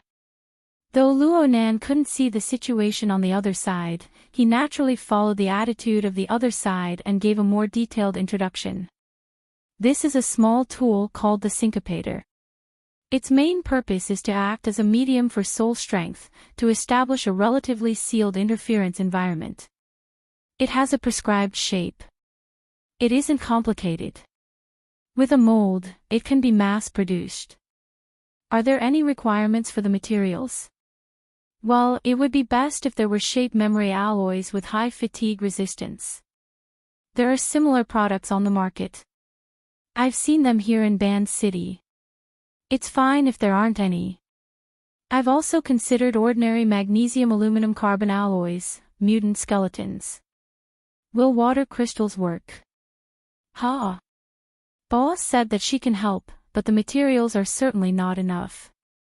Mechanical creations can't do it, but we can use the condensation ring to create high-strength water crystals. Oh, ice. Her Majesty Empress Wu. Luo Nan was shocked, but he quickly reacted. He slapped his thigh and said, yes. Of course it's possible. This is a consumable item. In terms of plasticity, the chemical bonds. It needs a few more forms. I'll take care of this on the blueprint. In the end, Luo Nan remembered Her Majesty Empress Wu's identity. It wasn't good for her to waste time looking for a solution. He decided to do his own homework. Speaking of which, Luo Nan really did diligently research in the game setting. He studied how to use Earth's current technological conditions to reproduce the problem of the Syncopator after returning to reality. He took some time out of his busy schedule to look up and download quite a bit of information. He even made a plan. The Syncopator was famous for being easy to learn, easy to use, and low in cost. It had a wide range of applications, and the information was extremely large. Among them, many of them were based on the experiences of surviving in the wilderness or fleeing for their lives, using materials from the ground and improvising on the spot. But the specific details. Hiss. Suddenly, electricity passed through Luo Nan's brain. There really was electricity. The external neuron coiled in the depths of Luo Nan's brain was radiating electricity at this moment, manifesting its existence. The sizable flow of information poured into Luo Nan's perceptual plane in this form. It formed images, scenes, blueprints, and words that quickly flipped through. The vast majority of them were extremely familiar, and they were highly related to the problem of the scintometer that Luo Nan was currently pondering over. Luo Nan even saw the contents of the fantasy mimicry skill chip given to him by Lieutenant Go Yi. Luo Nan's mind was in a trance. He heard Zhang Yingying urging him on the blueprints.